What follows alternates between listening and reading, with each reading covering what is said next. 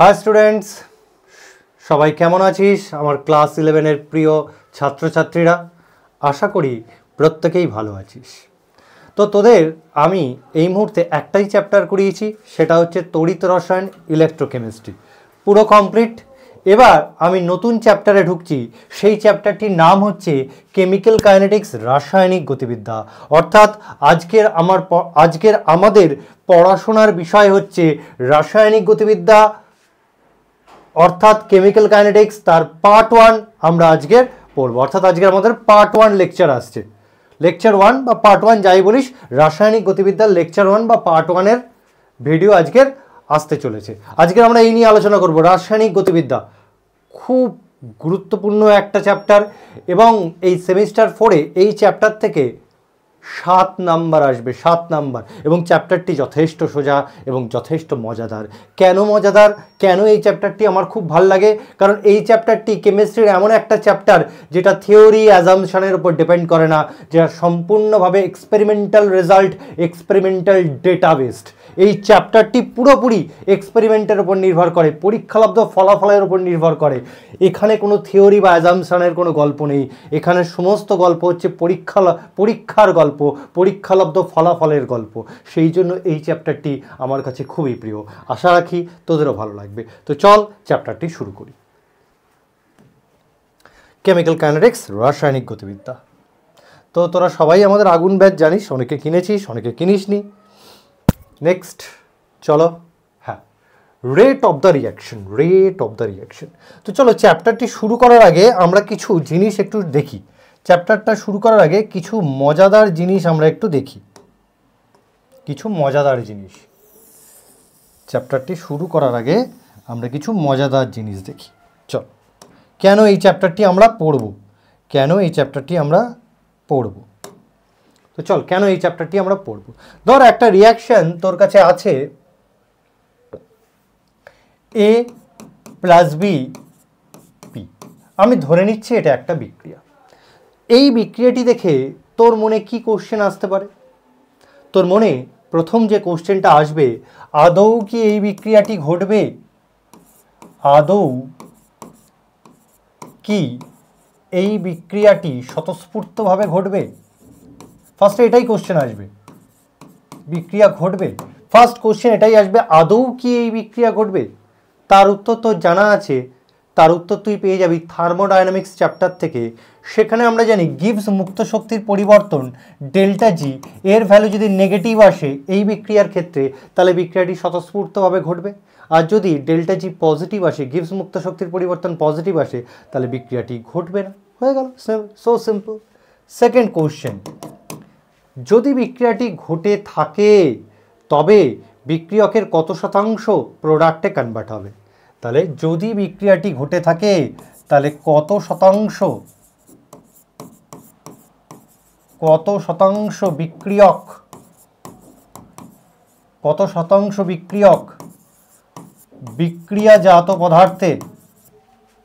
বিক্রিয়াজাত পদার্থে পরিণত হবে?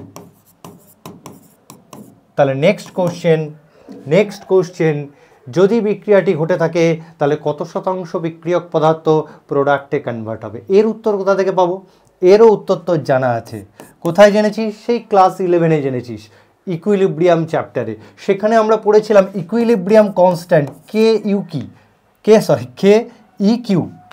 ই কিউ এর ভ্যালু যদি 1-এর সমান আসে তাহলে আমরা বলবো 50% বিক্রিয়ক প্রোডাক্টে কনভার্ট হবে। যদি গ্রেটার দ্যান 1 আসে তাহলে আমরা বলবো 50%-এর অধিক বিক্রিয়ক প্রোডাক্টে কনভার্ট হবে। যদি লেস দ্যান 1 আসে তাহলে আমরা বলবো 50%-এরও কম বিক্রিয়ক প্রোডাক্টে কনভার্ট হবে। 3 নম্বর কোশ্চেন এখান থেকে কি আসবে? 3 নম্বর কোশ্চেন আসবে, এই যে বিক্রিয়াটি ঘটছে এর গতিবেগ কত? মানে what is the rate of reaction? বিক্রিয়ার হার কত? বিক্রিয়া হার কত? এই বিক্রিয়ার রেট বা হার কত? এই বিক্রিয়ার গতিবেগ কত? গতিবেগ আর হার সেম জিনিস। এই বিক্রিয়ার গতিবেগ কত? এই বিক্রিয়ার হার কত? সেটা কত স্যার? সেটা বার করব বলেই তো এই চ্যাপ্টারটি পড়ব। বিক্রিয়ার হার কত, বিক্রিয়ার গতিবেগ কত, সেটা জানবো বলেই তো এই চ্যাপ্টারকে নিয়ে আমরা আলোচনা করব। তার মানে কেমিক্যাল কাইনেটিক্সে আমরা কি নিয়ে পড়ব স্যার? কেমিক্যাল কাইনেটিক্সে আমরা কি নিয়ে আলোচনা করব স্যার? এখানে হবে study of rate of reaction, এখানে হবে study of rate of reaction. এখানে আমরা বিক্রিয়ার হার বা গতিবেগ নিয়ে আলোচনা করব। এটাই হচ্ছে আমার এই চ্যাপ্টারের আলোচনার বিষয়বস্তু। নেক্সট কোশ্চেন, এখান থেকে নেক্সট কোশ্চেন কি আসবে স্যার? নেক্সট কোশ্চেন তোমাকে বলবে, নেক্সট কোশ্চেন তোমাকে বলবে, এবং যেটা আসা উচিত আমাদের কেমিস্ট্রিতে, আমাদের কেমিস্ট্রিতে ওয়াই, আমাদের কেমিস্ট্রিতে why is so important, why is so important to study of rate of reaction, to study of rate of reaction. Okay, এই সমস্ত কিন্তু কোনোদিন পরীক্ষায় আসবে না, নিশ্চিন্তে থাক। এই যে ফার্স্ট যে স্লাইডটা করালাম আর এই যে সেকেন্ড স্লাইডে ঢুকলাম, এই যে জিনিসগুলো বলছি এইগুলো কিন্তু পরীক্ষায় আসবে না। এইগুলো জাস্ট চ্যাপ্টারটিকে আরও মজাদার করার জন্য। কেন চ্যাপ্টার নিয়ে আলোচনা করব, কেন চ্যাপ্টার নিয়ে পড়বো, কী দরকার আছে আমার পড়ার, সেই নিয়ে। Why is so important to study of rate of reaction, বিক্রিয়ার হার নিয়ে পড়াশোনা এত গুরুত্বপূর্ণ কেন কেমিস্ট্রিতে, কেন কেমিস্ট্রিতে? তার কারণ চল দেখি, তার কারণ দেখি। ধর একটা বিক্রিয়া এ প্লাস বি থেকে তৈরি হচ্ছে পি, ধরে নিলাম এটা একটা বিক্রিয়া, আমি ধরে নিচ্ছি। তো আমরা জানি বিক্রিয়া চলাকালীন মানে বিক্রিয়াটি যত এগোবে বিক্রিয়কের গাঢ়ত্ব কমবে আর তত বেশি প্রোডাক্ট ফর্মেশন হবে, তত বেশি প্রোডাক্ট উৎপন্ন হবে। তো আমি যখন রিয়াকশানটা শুরু করছি টি ইজ ইকাল টু 0, যখন সময় 0, রিয়াকশান শুরু করিনি, রিয়াকশান শুরুর আগে এর পরিমাণ কত থাকবে 100%, প্রোডাক্ট কত তৈরি হবে 0%, প্রোডাক্ট তখনও তৈরি হয়নি। বিক্রিয়া শুরু হলো, বিক্রিয়া যত এগোবে বিক্রিয়কের গাঢ়ত্ব কমবে, প্রোডাক্টের ফরমেশন কী হবে তত বাড়বে। অর্থাৎ যখন আমি 1 ঘন্টা বিক্রিয়াটি করে ফেললাম, 1 ঘন্টা, তখন দেখলাম 40% প্রোডাক্ট তৈরি হয়েছে, মানে বিক্রিয়াটি 40% কমপ্লিট হয়েছে, মানে 40% বিক্রিয়কগুলির মধ্যে রিয়াকশন হয়েছে, মানে বিক্রিয়কগুলির মধ্যে মাত্র 40% রিয়াকশন করেছে।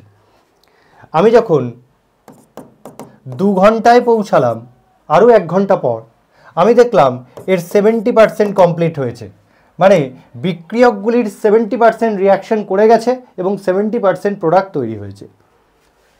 আমি যখন ঠিক 4র্থ ঘন্টায় পৌঁছালাম, মানে আরও 2 ঘন্টা পর আমি দেখলাম এই বিক্রিয়ার 99% কমপ্লিট হয়ে গেছে, মানে বিক্রিয়কগুলির মধ্যে 99% বিক্রিয়া করে ফেলেছে এবং প্রোডাক্ট তৈরি হয়েছে 99%, মানে 99% বিক্রিয়া কমপ্লিট হয়ে গেছে।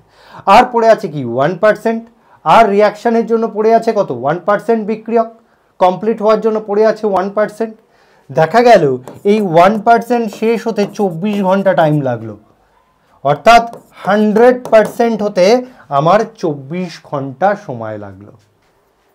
মানে এই বিক্রিয়াটির ক্ষেত্রে ম্যাক্সিমাম ইল্ড আমি কখন পাচ্ছি?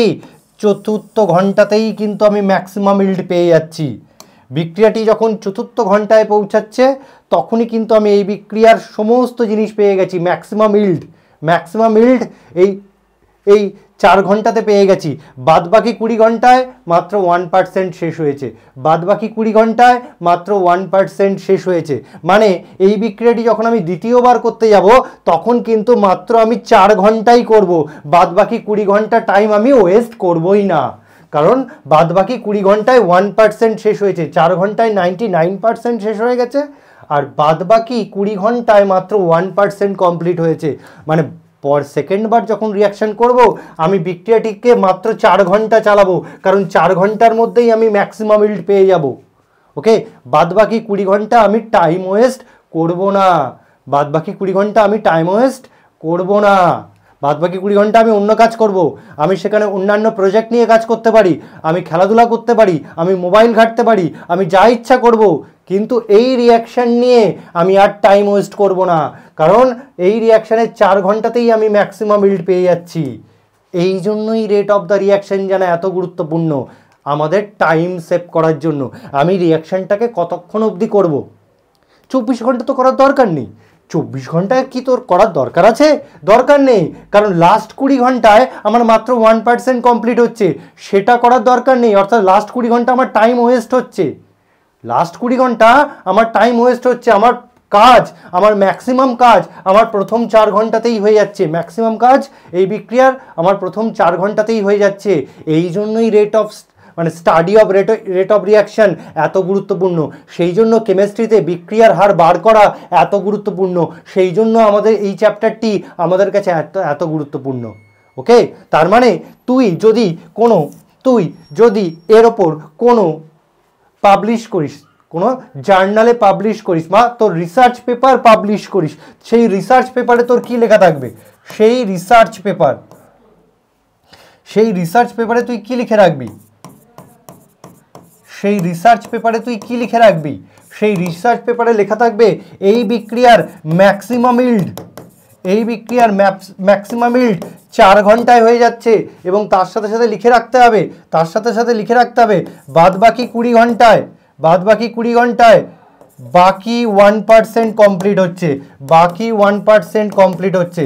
তার মানে এই রিয়াকশনটা পরবর্তীকালে যখন কোনো স্টুডেন্ট করতে আসবে, সে ওই 4 ঘন্টায় পড়বে, কারণ সে যখন রিসার্চ পেপারটা পড়বে সে দেখবে রিয়াকশনটা 4 ঘন্টাতেই ম্যাক্সিমাম কাজ করে দিয়েছে, বাদ বাকি 1% করার দরকার নেই, কারণ ওটা করতে 20 ঘন্টা টাইম লাগছে। মানে কোনো স্টুডেন্ট এই রিসার্চ পেপার পড়ে যখন এই রিয়াকশনটা করবে, তখন সে মাত্র 4 ঘন্টা কাজ করবে, বাদ বাকি 20 ঘন্টা সে সময় বাঁচিয়ে নেবে। ওকে, সেই জন্য কোনো একটা বিক্রিয়ার রেট অফ দ্য রিয়াকশন জানা এত গুরুত্বপূর্ণ কেমিস্ট্রিতে। বুঝতে পারলি যে কেন আমরা রেট অফ দ্য রিয়াকশন বা বিক্রিয়ার হার বার করা শিখবো? তার কারণ হচ্ছে এটা তো মাত্র একটা ঘটনা বললাম, এরকম অনেক ঘটনা আছে যে কারণের জন্য কেমিস্ট্রিতে কোনো বিক্রিয়া হার জানাটা এত গুরুত্বপূর্ণ। ক্লিয়ার? এবার বুঝতে পারলি কেন বিক্রিয়ার হার নিয়ে আমরা আলোচনা করছি, কেন এই চ্যাপ্টারটি পড়ছি।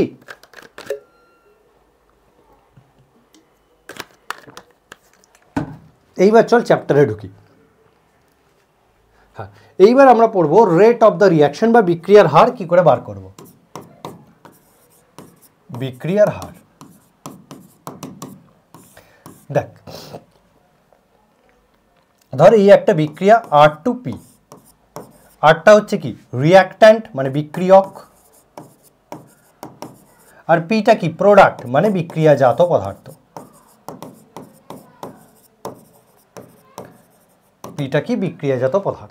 তার মানে আমরা জানি বিক্রিয়া শুরু হওয়ার পর যত বিক্রিয়াটি এগোবে, এই বিক্রিয়কের গাঢ়ত্ব তত হ্রাস পাবে, মানে সময়ের পরিবর্তনের সঙ্গে সঙ্গে বিক্রিয়কের গাঢ়ত্ব হ্রাস পাবে, অর্থাৎ আর এর গাঢ়ত্ব হ্রাস পাবে, এবং সময়ের পরিবর্তনের সঙ্গে সঙ্গে বিক্রিয়াজাত পদার্থের গাঢ়ত্ব কি হবে? বৃদ্ধি পাবে, অর্থাৎ পি এর কনসেন্ট্রেশন ধীরে ধীরে কি হবে? বৃদ্ধি পাবে। তাহলে সোজা বাংলা ভাষায় একটা রিয়াকশানে দুটো জিনিসই হতে পারে, সময়ের পরিবর্তনের সঙ্গে সঙ্গে বিক্রিয়কের গাঢ়ত্ব হ্রাস পাওয়া, আর সময়ের পরিবর্তনের সঙ্গে সঙ্গে প্রোডাক্টের গাঢ়ত্ব বৃদ্ধি পাওয়া। এই দুটো জিনিসই একটা রিয়াকশানে ঘটে। তাহলে আরও যদি সোজা করে দিই, একটা রিয়াকশানে অ্যাকচুয়ালি কি ঘটে? সময়ের পরিবর্তনের সঙ্গে সঙ্গে গাঢ়ত্বের পরিবর্তন, আর কিচ্ছু ঘটে না। সময়ের পরিবর্তনের সঙ্গে সঙ্গে রিয়াক্ট্যান্টের গাঢ়ত্ব হ্রাস পায়, সময়ের পরিবর্তনের সঙ্গে সঙ্গে প্রোডাক্টের গাঢ়ত্ব বৃদ্ধি পায়। অর্থাৎ একটা রিয়াকশানে সময়ের পরিবর্তনের সঙ্গে সঙ্গে শুধুমাত্র গাঢ়ত্বেরই পরিবর্তন হয়। তাই আমি যদি রেট অফ দ্য রিয়াকশানকে ডিফাইন করতে চাই, আমি যদি বিক্রিয়ার হারকে ডিফাইন করতে চাই, তাহলে কিভাবে ডিফাইন করব? তাহলে লিখব বিক্রিয়ার হার, মানে যাকে আমি আর দিয়ে চিহ্নিত করছি, ইজ ইকাল টু গাঢ়ত্বের পরিবর্তন বাই সময়ের পরিবর্তন। তো এইভাবে আমি কোনো একটা বিক্রিয়ার হারকে কি করব? প্রকাশ করব বা বার করব। তুই চিন্তা কর যে আমরা গতিবেগ কি করে বার করি। ধর আমি বললাম তুই এক জায়গা থেকে, ধর তুই এ স্থান থেকে তুই এ স্থান থেকে বি স্থানে যাবি এবং তুই মোটর গাড়ি করে এ স্থান থেকে বি স্থানে যাচ্ছিস, তাহলে তোর গতিবেগ কী হবে? তাহলে তোর গতিবেগ কী হবে? অ্যাকচুয়ালি কী হচ্ছে, তুই যত মোটর সাইকেলে করে যখন এ থেকে বি এর দিকে যাচ্ছিস, অ্যাকচুয়ালি কী ঘটছে? সময়ের পরিবর্তনের সঙ্গে সঙ্গে ডিস্টেন্স পরিবর্তিত হচ্ছে। তুই যদি মোটর সাইকেল করে এ থেকে বি এর দিকে যাস, তাহলে কি ঘটবে? সময়ের পরিবর্তনের সঙ্গে সঙ্গে দূরত্বের পরিবর্তন ঘটবে। অর্থাৎ তুই যদি তোর গতিবেগ বার করতে চাস বা তুই যদি তোর মোটর সাইকেলের গতিবেগ বার করতে চাস সেই মুহূর্তে, তাহলে তুই কি করে বার করবি? তুই তো এইভাবেই বার করেছিস, চেঞ্জ ইন ডিস্টেন্স। এইভাবেই তো আমরা অঙ্কে করেছি, change in distance divide by change in time. এইভাবেই তো আমরা কোনো একটা বিক্রিয়ার গতিবেগ বার করি, কারণ আমরা বিক্রিয়ার গতিবেগ কার বেসিসে বার করি? আমরা বার করি সময়ের পরিবর্তনের সঙ্গে সঙ্গে ডিস্টেন্সের কতটা পরিবর্তন হচ্ছে। তো এইভাবে তো গতিবেগ বার করা হয়। তো একটা রিয়াকশানে হচ্ছে কি, একটা রিয়াকশানে সময়ের পরিবর্তনের সঙ্গে সঙ্গে গাঢ়ত্বের পরিবর্তন হচ্ছে। তাই আমি বিক্রিয়ার হারকে কীভাবে বার করবো? গাঢ়ত্বের পরিবর্তন বাই সময়ের পরিবর্তন, অর্থাৎ change in concentration divide by change in time. তো এই কারণেই বিক্রিয়ার হারকে আমরা এইভাবে প্রকাশ করি বা বিক্রিয়ার হারকে আমরা এইভাবে ডিফাইন করি। এবার বিক্রিয়া হারকে আমরা দুটো জিনিসের ওপর বেস করে ডিফাইন করতে পারি। এক, রিঅ্যাক্ট্যান্টের ওপর বেস করে ডিফাইন করতে পারি। দুই, প্রোডাক্টের ওপর বেস করে ডিফাইন করতে পারি। তাহলে আমরা রেট অফ দ্য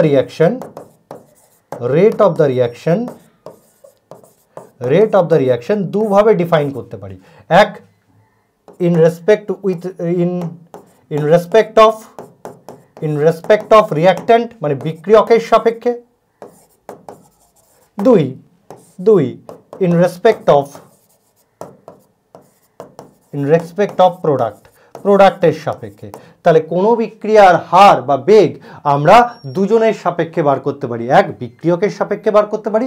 দুই, প্রোডাক্টের সাপেক্ষে বার করতে পারি। তো এই হচ্ছে রেট অফ দ্য রিঅ্যাকশন, যাকে আমরা বার করব কি করে? গাঢ়ত্বের পরিবর্তন বাই সময়ের পরিবর্তনের সাহায্যে। কেন?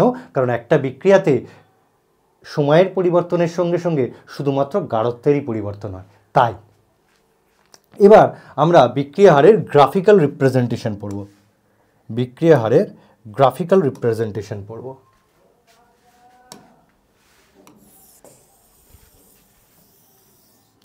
বিক্রিয়া হারের গ্রাফিক্যাল রিপ্রেজেন্টেশন পড়ব। গ্রাফিক্যাল রিপ্রেজেন্টেশন, বিক্রিয়া হারের গ্রাফিক্যাল রিপ্রেজেন্টেশন পড়ব। Graphical representation. তো একটা বিক্রিয়া ধরে নিই R2P, যেখানে Rটা হচ্ছে রিঅ্যাক্ট্যান্ট, Pটা হচ্ছে প্রোডাক্ট। তো আমি যদি রিঅ্যাক্ট্যান্টের সাপেক্ষে বার করতে চাই, গ্রাফ বার করতে চাই, তাহলে সেই গ্রাফটা দেখতে কেমন হবে? রিঅ্যাক্ট্যান্টের সাপেক্ষে যদি বার করতে চাই, এই হচ্ছে গ্রাফটা আমার কি হবে? গাঢ়ত্ব ভার্সেস সময় গ্রাফ।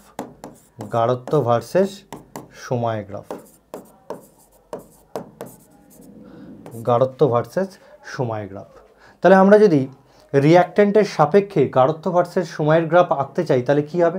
অ্যাকচুয়ালি সময় যত এগোয় বিক্রিয়কের গাঢ়ত্ব কি হয়? তত হ্রাস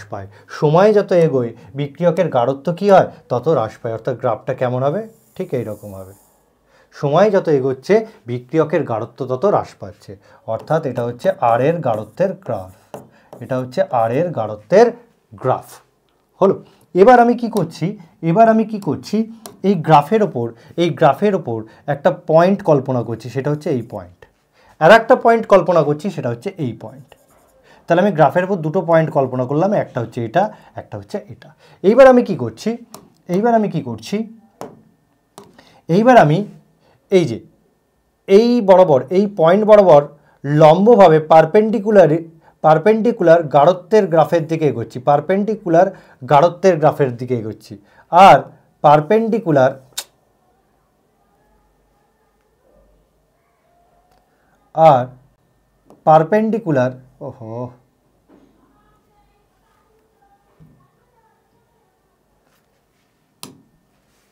এবার এই পারপেন্ডিকুলার আমি কি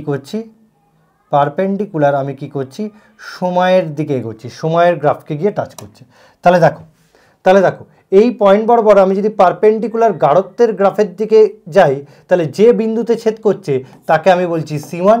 ঠিক সেই পয়েন্ট বরাবর লম্বভাবে সময়ের গ্রাফের দিকে এগোই, সময়ের অ্যাক্সিসের দিকে এগোই, সময়ের অ্যাক্সিসের দিকে এগোই, তাহলে এটা হয়ে যাবে T1, এটা হয়ে যাবে T1, এটা হয়ে যাবে T1, অর্থাৎ T1 সময় গাঢ়ত্ব কত হচ্ছে C1। এই পয়েন্টের T1 সময় গাঢ়ত্ব কত C1। আবার ঠিক একই রকমভাবে এই পয়েন্ট থেকে যদি লম্ব বরাবর আমি যদি গাঢ়ত্বের অ্যাক্সিসের দিকে চাই, আর ঠিক এই পয়েন্ট থেকে লম্ব বরাবর, ঠিক এই পয়েন্ট থেকে লম্ব বরাবর আমি যদি সময়ের অ্যাক্সিসের দিকে নামি, তাহলে কি পাচ্ছি দেখ, তাহলে কি পাচ্ছি দেখ, এই পয়েন্ট বরাবর লম্বভাবে গাঢ়ত্বের অ্যাক্সিসকে যে বিন্দুতে ছেদ করেছে তাকে বলছি C2। এই পয়েন্ট বরাবর লম্বভাবে নেমে সময়ের অ্যাক্সিসকে যে বিন্দুতে ছেদ করেছে তাকে বলছি T2। তাহলে T2 সময় গাঢ়ত্ব কত C2, আর T1 সময় গাঢ়ত্ব কত C1। এবার আমি যদি বিক্রিয়কের সাপেক্ষে রেট বার করতে চাই, আমি বিক্রিয়কের সাপেক্ষে রেট বার করতে চাই, রেট বার করার ফর্মুলা কি? গাঢ়ত্বের পরিবর্তন। তো গাঢ়ত্বের পরিবর্তন কি হবে? C2 minus C1 divide by সময়ের পরিবর্তন, সময়ের পরিবর্তন কি হবে? T2 minus T1 is equal two, এবার দেখ যদি তুই গ্রাফের দিকে তাকাস তাহলে দেখবি C1 এর মান C2 থেকে বেশি, C1 এর মান C2 থেকে বেশি, তাই আমি লিখতে পারি মাইনাস ডেল্টা C। মাইনাস কেন লিখছি? কারণ C1 এর মান C2 থেকে বেশি, C1 এর মান C2 থেকে বেশি, তাই minus delta C divide by delta T। এছাড়াও এই মাইনাস সাইনের তাৎপর্য কী? এই মাইনাস সাইন বোঝাচ্ছে যত সময় এগোচ্ছে বিক্রিয়কের গাঢ়ত্ব তত কমে যাচ্ছে, যত সময় এগোচ্ছে বিক্রিয়কের গাঢ়ত্ব কী হচ্ছে? তত কমে যাচ্ছে। তাহলে বিক্রিয়কের সাপেক্ষে যদি আমরা রেট বার করতে চাই তাহলে রেট ইজিক্যাল টু কী হবে? Minus delta C by delta T। এবার যদি আমি প্রোডাক্টের সাপেক্ষে বার করতে চাই স্যার, প্রোডাক্টের সাপেক্ষে চলো গ্রাফটা আঁকি। প্রোডাক্টের সাপেক্ষে যদি বার করতে চাই গাঢ়ত্ব ভার্সেস সময়, গাঢ়ত্ব ভার্সেস সময়, গাঢ়ত্ব ভার্সেস সময়। এবার যদি আমি প্রোডাক্টের রেসপেক্টে বার করতে চাই তাহলে আমরা দেখব যত সময় এগোয় বা সময়ের পরিবর্তনের সঙ্গে সঙ্গে প্রোডাক্টের গাঢ়ত্ব কী হয়? বৃদ্ধি পায়। তাহলে গ্রাফটা ঠিক এইভাবে আসবে, প্রোডাক্টের গাঢ়ত্ব সময়ের সঙ্গে সঙ্গে কী হয়? বৃদ্ধি পায়। সময়ের সঙ্গে সঙ্গে প্রোডাক্টের গাঢ়ত্ব কী হয়? বৃদ্ধি পায়। এবার আমি কি করছি একটা পয়েন্ট বরাবর আমি কি করছি, আমি এই গ্রাফের ওপর একটা পয়েন্ট কল্পনা করলাম, সেটা হচ্ছে এটা, নেক্সট আর একটা পয়েন্ট কল্পনা করছি, সেটা হচ্ছে এটা। তো আমি এই লাইনের ওপর দুটো পয়েন্ট কল্পনা করে নিলাম। এরপর আমি কি করছি এই পয়েন্ট বরাবর কনসেন্ট্রেশনের অ্যাক্সিসের দিকে এগোচ্ছি, আর ঠিক ওই পয়েন্ট বরাবর সময়ের অ্যাক্সিসের দিকে এগোচ্ছি লম্বভাবে আমি কি করলাম? এগোলাম। তাহলে ও গাঢ়ত্বের অ্যাক্সিসকে যে বিন্দুতে ছেদ করেছে তাকে আমি বলছি C1, আর টাইমটাকে বলছি T1। তাহলে T1 সময় আমার গাঢ়ত্ব হচ্ছে কত? C1। ঠিক একই রকমভাবে এই পয়েন্ট বরাবর লম্বভাবে গাঢ়ত্বের অ্যাক্সিসের দিকে গেলাম, আবার ঠিক এই পয়েন্ট বরাবর লম্বভাবে আমি সময়ের অ্যাক্সিসের দিকে আসলাম। তাহলে আমার কি দাঁড়াচ্ছে? তাহলে দাঁড়াচ্ছে এই বরাবর যে পয়েন্টে আসলাম সেটা হচ্ছে C2, আর এটাকে আমি বলছি T2, অর্থাৎ T2 সময়ে গাঢ়ত্ব কত? C2, T2 সময়ে গাঢ়ত্ব কত? C2। তাহলে প্রোডাক্টের সাপেক্ষে মানে P এর সাপেক্ষে, প্রোডাক্টের সাপেক্ষে আমি যদি রেট বার করতে চাই তাহলে আমার রেট ইজিক্যাল টু কী আসবে? গাঢ়ত্বের পরিবর্তন বাই সময়ের পরিবর্তন। তাহলে এখানে গাঢ়ত্বের পরিবর্তন কী হবে? C2 minus C1 by T2 minus T1। এবার এখানে দেখ, গ্রাফে দেখ, C2-র ভ্যালু C1-এর থেকে বেশি, তার মানে আমার এখানে কি আসবে? Plus delta C. যেহেতু C2-র ভ্যালু C1-এর থেকে বেশি তাহলে আসবে কি? Plus delta C divide by কি? Delta T. এবার প্লাস চিহ্নের তাৎপর্য কি? প্লাস চিহ্ন বোঝাচ্ছে সময়ের পরিবর্তনের সঙ্গে সঙ্গে প্রোডাক্টের গাঢ়ত্ব কী হচ্ছে? বৃদ্ধি পাচ্ছে। আর এখানে মাইনাস চিহ্নের তাৎপর্য কি? মাইনাস চিহ্ন আমাকে বোঝাচ্ছে সময়ের পরিবর্তনের সঙ্গে সঙ্গে বিক্রিয়কের গাঢ়ত্ব কী হচ্ছে? কমে যাচ্ছে, বিক্রিয়কের গাঢ়ত্ব কমে যাচ্ছে। নেক্সট, তাহলে এই গেল আমার রেট অফ দ্য রিয়াকশনের গ্রাফিক্যাল রিপ্রেজেন্টেশন। নেক্সট আমরা কি পড়ব?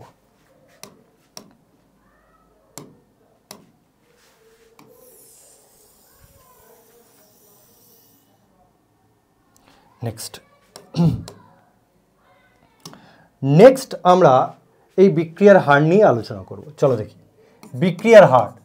তাহলে এই বিক্রিয়ার হার কি পেলাম আমরা? বিক্রিয়ার হার আমরা কি পেলাম?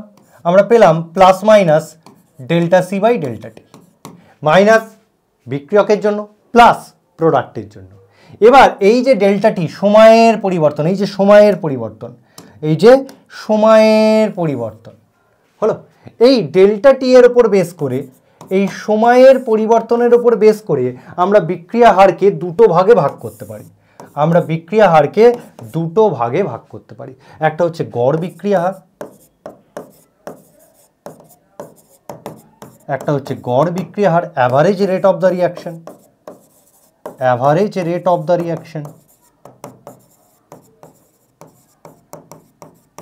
আর তাৎক্ষণিক বিক্রিয়া হার, তাৎক্ষণিক বিক্রিয়া হার, তাৎক্ষণিক বিক্রিয়া হার যাকে কি বলে? Instantaneous rate of the reaction, instantaneous rate of the reaction. কখন কোনটা হবে স্যার? কখন আমরা বিক্রিয়ার হারকে average rate of the reaction বলবো, আর কখন আমরা বিক্রিয়া হারকে instantaneous rate of the reaction বা তাৎক্ষণিক বিক্রিয়া হার বলবো? অ্যাকচুয়ালি যখন এই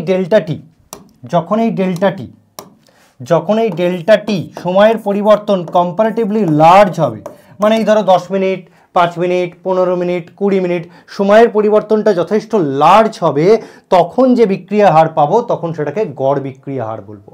আর তাৎক্ষণিক বিক্রিয়া হার মানে, কথাতেই বুঝতে পারছিস, তাৎক্ষণিক মানে প্রতি মুহূর্তের বিক্রিয়ার হার, প্রতি মুহূর্তের বিক্রিয়ার হার।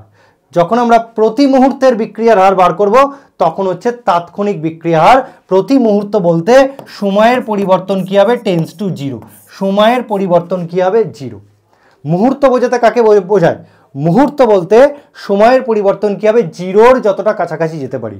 মুহূর্ত বলতে সময়ের পরিবর্তন একদম জিরোর কাছাকাছি হবে, অর্থাৎ delta T tends to zero, delta T tends to zero, অর্থাৎ মুহূর্ত বোঝাচ্ছে, ইনস্ট্যান্ট বোঝাচ্ছে, মুহূর্ত বোঝাচ্ছে, ইনস্ট্যান্ট বা মুহূর্ত বোঝাচ্ছে।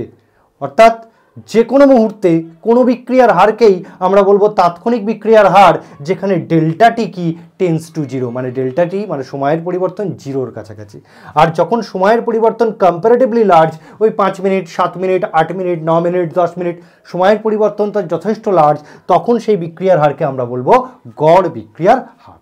তো চলো আরো একটু ডিটেলসে পড়ি। গড় বিক্রিয়া হার কি?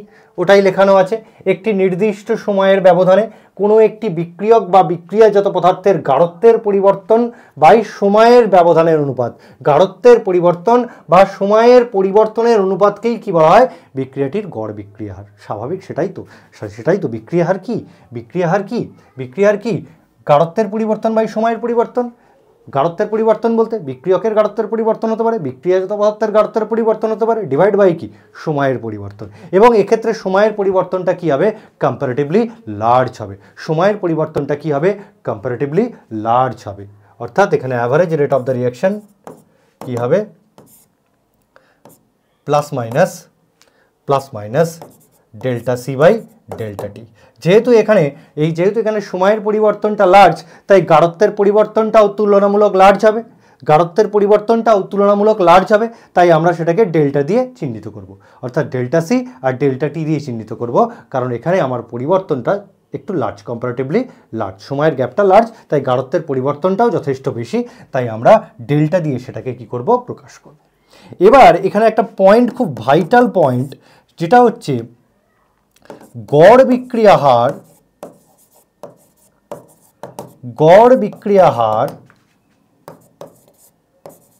প্রকৃত বিক্রিয়া হারকে নির্দেশ করে না। কেন স্যার?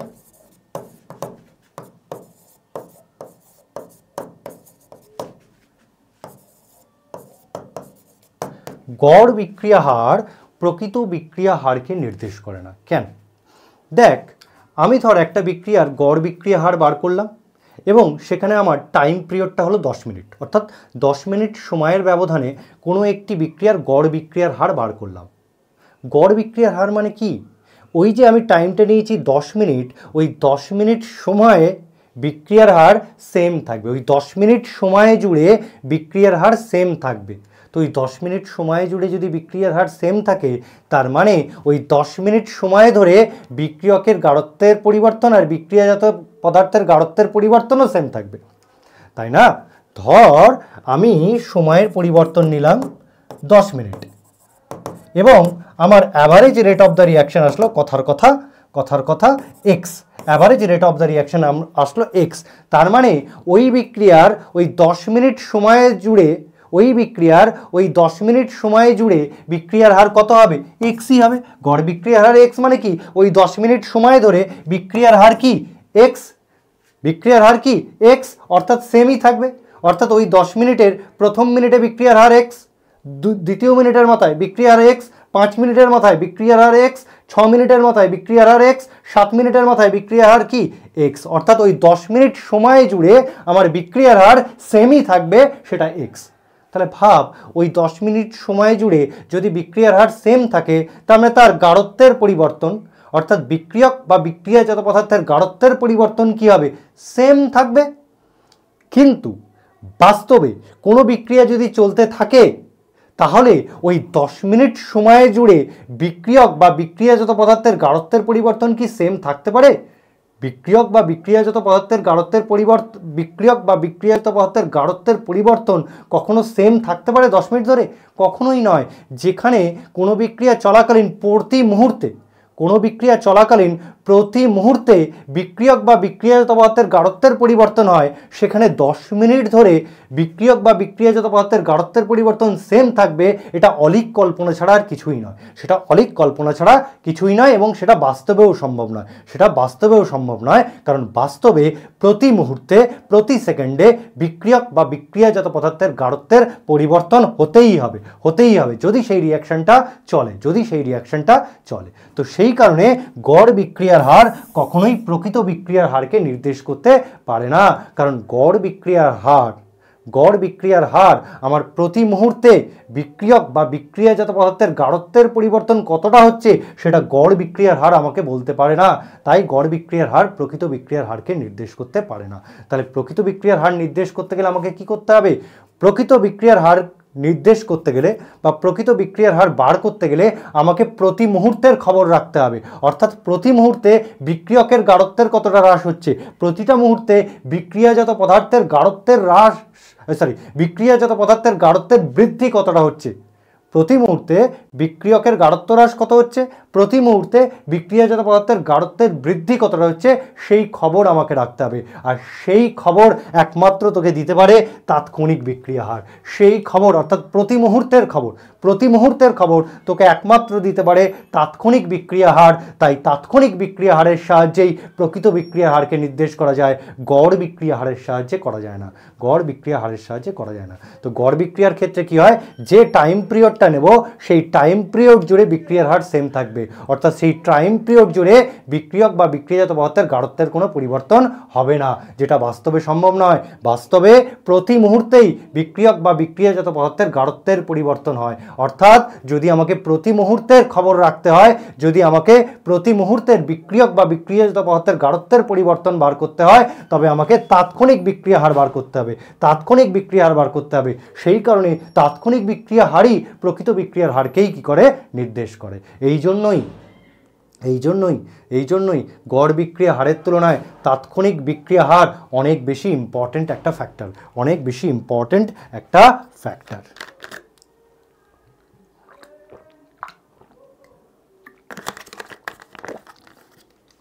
দেখ, ডেফিনেশনও আমাকে তাই বলে দিয়েছে। কোনো রাসায়নিক বিক্রিয়া চলাকালীন কোনো মুহূর্তে ওই বিক্রিয়ার মুহূর্তের কথাটা উল্লেখ করেছে। দেখ, মুহূর্ত কথাটা বলে দিয়েছে। ওই বিক্রিয়ার কোনো বিক্রিয়ক পদার্থের গাঢ়ত্বের হ্রাস,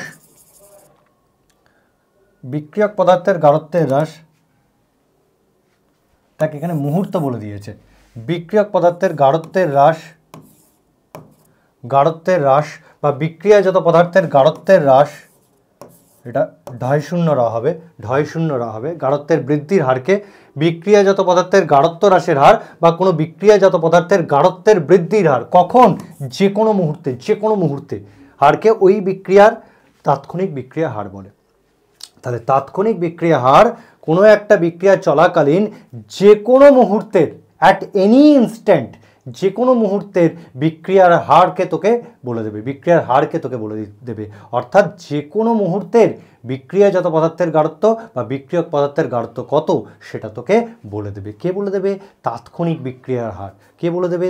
তাৎক্ষণিক বিক্রিয়া হার। সেই জন্য তাৎক্ষণিক বিক্রিয়া হার প্রকৃত বিক্রিয়া হারকে নির্দেশ করে। ওকে, মানে বিক্রিয়া চলাকালীন তুই যদি 9 মিনিটের মাথায় বিক্রিয়া হার কত জানতে চাস সেটাও বলে দেবে। তুই 8 মিনিটের মাথায় বিক্রিয়া হার কত সেটাও বলে দেবে। 7 মিনিটের মাথায় বিক্রিয়া হার কত সেটাও তোকে ক্যালকুলেট করে বলে দেবে। এবং তুই যদি 7 মিনিটের মাথায় বের করিস সেটা একটা আলাদা ভ্যালু দেবে, 8 মিনিটের মাথায় বার করিস সেটা একটা আলাদা ভ্যালু পাবি, 9 মিনিটের মাথায় বের করলেও বিক্রিয়া হার কী পাবি? আলাদা পাবি, আলাদা পাবি। অর্থাৎ প্রত্যেকটি মিনিট, প্রত্যেকটি সেকেন্ড, অর্থাৎ প্রত্যেকটি মুহূর্তে বিক্রিয়া হার কত হবে সেটা আমাকে তাৎক্ষণিক বিক্রিয়া হার বলে দেবে।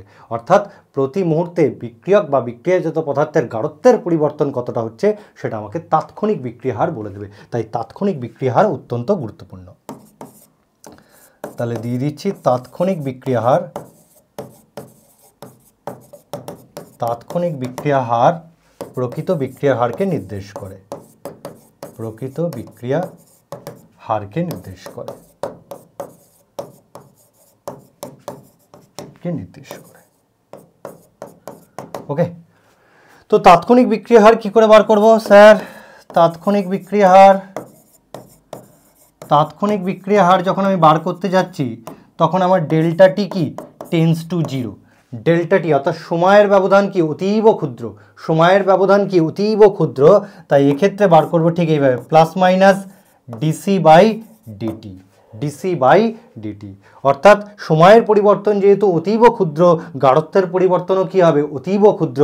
তাই আমরা এটাকে ডিসি বাই ডিটি এইভাবে কি করব? একে প্রকাশ করব। আর গড় বিক্রিয়া হারকে, গড় বিক্রিয়া হারের ক্ষেত্রে যেহেতু গাঢ়ত্বের পরিবর্তনটা অনেকটাই বেশি, সময়ের পরিবর্তনটা অনেকটাই বেশি, তাই ওকে ডেল্টা দিয়ে ডিনোট করব। আর এখানে যেহেতু পরিবর্তনগুলো অতীব ক্ষুদ্র তাই এখানে আমরা ডি দিয়ে প্রকাশ করব, dC by dt, dC by dt এইভাবে প্রকাশ করব। চলো এইবার আমরা দেখব যে একটা রিয়াকশানের রেট অফ দ্য রিয়াকশান কী করে বার করতে হয়। একটা রিয়াকশানের রেট অফ দ্য রিয়াকশান কী করে বার করতে হয়। একটা রিয়াকশানের রেট অফ দ্য রিয়াকশান, একটা রিয়াকশানের বিক্রিয়া হার, মানে তোমাকে ধরো এই একটা বিক্রিয়া বলে দিল, এই একটা বিক্রিয়া বলে দিল, ধর কি বিক্রিয়া বলে দিল? বলে দিল 2A + 4B 3C। ধরো এটা একটা বিক্রিয়া তোমাকে বলে দিল, বললো এই বিক্রিয়ার বিক্রিয়া হার প্রকাশ করো, এই বিক্রিয়ার বিক্রিয়া হার প্রকাশ করো। তাহলে তুই কি করে প্রকাশ করবি? তাহলে এই বিক্রিয়ার বিক্রিয়া হার, এই বিক্রিয়ার বিক্রিয়া হার কী করে প্রকাশ করছিস দেখ। যদি আমি এর সাপেক্ষে পুরো বিক্রিয়াটির হার বার করতে চাই তাহলে আমি কি করে বার করব? Minus DA by DT. Okay, যেহেতু তাৎক্ষণিক বিক্রিয়া হার প্রকৃত বিক্রিয়া হারকে নির্দেশ করে তাই আমি বিক্রিয়া হারকে সর্বদাই তাৎক্ষণিক বিক্রিয়া হারের সাহায্যেই প্রকাশ করব।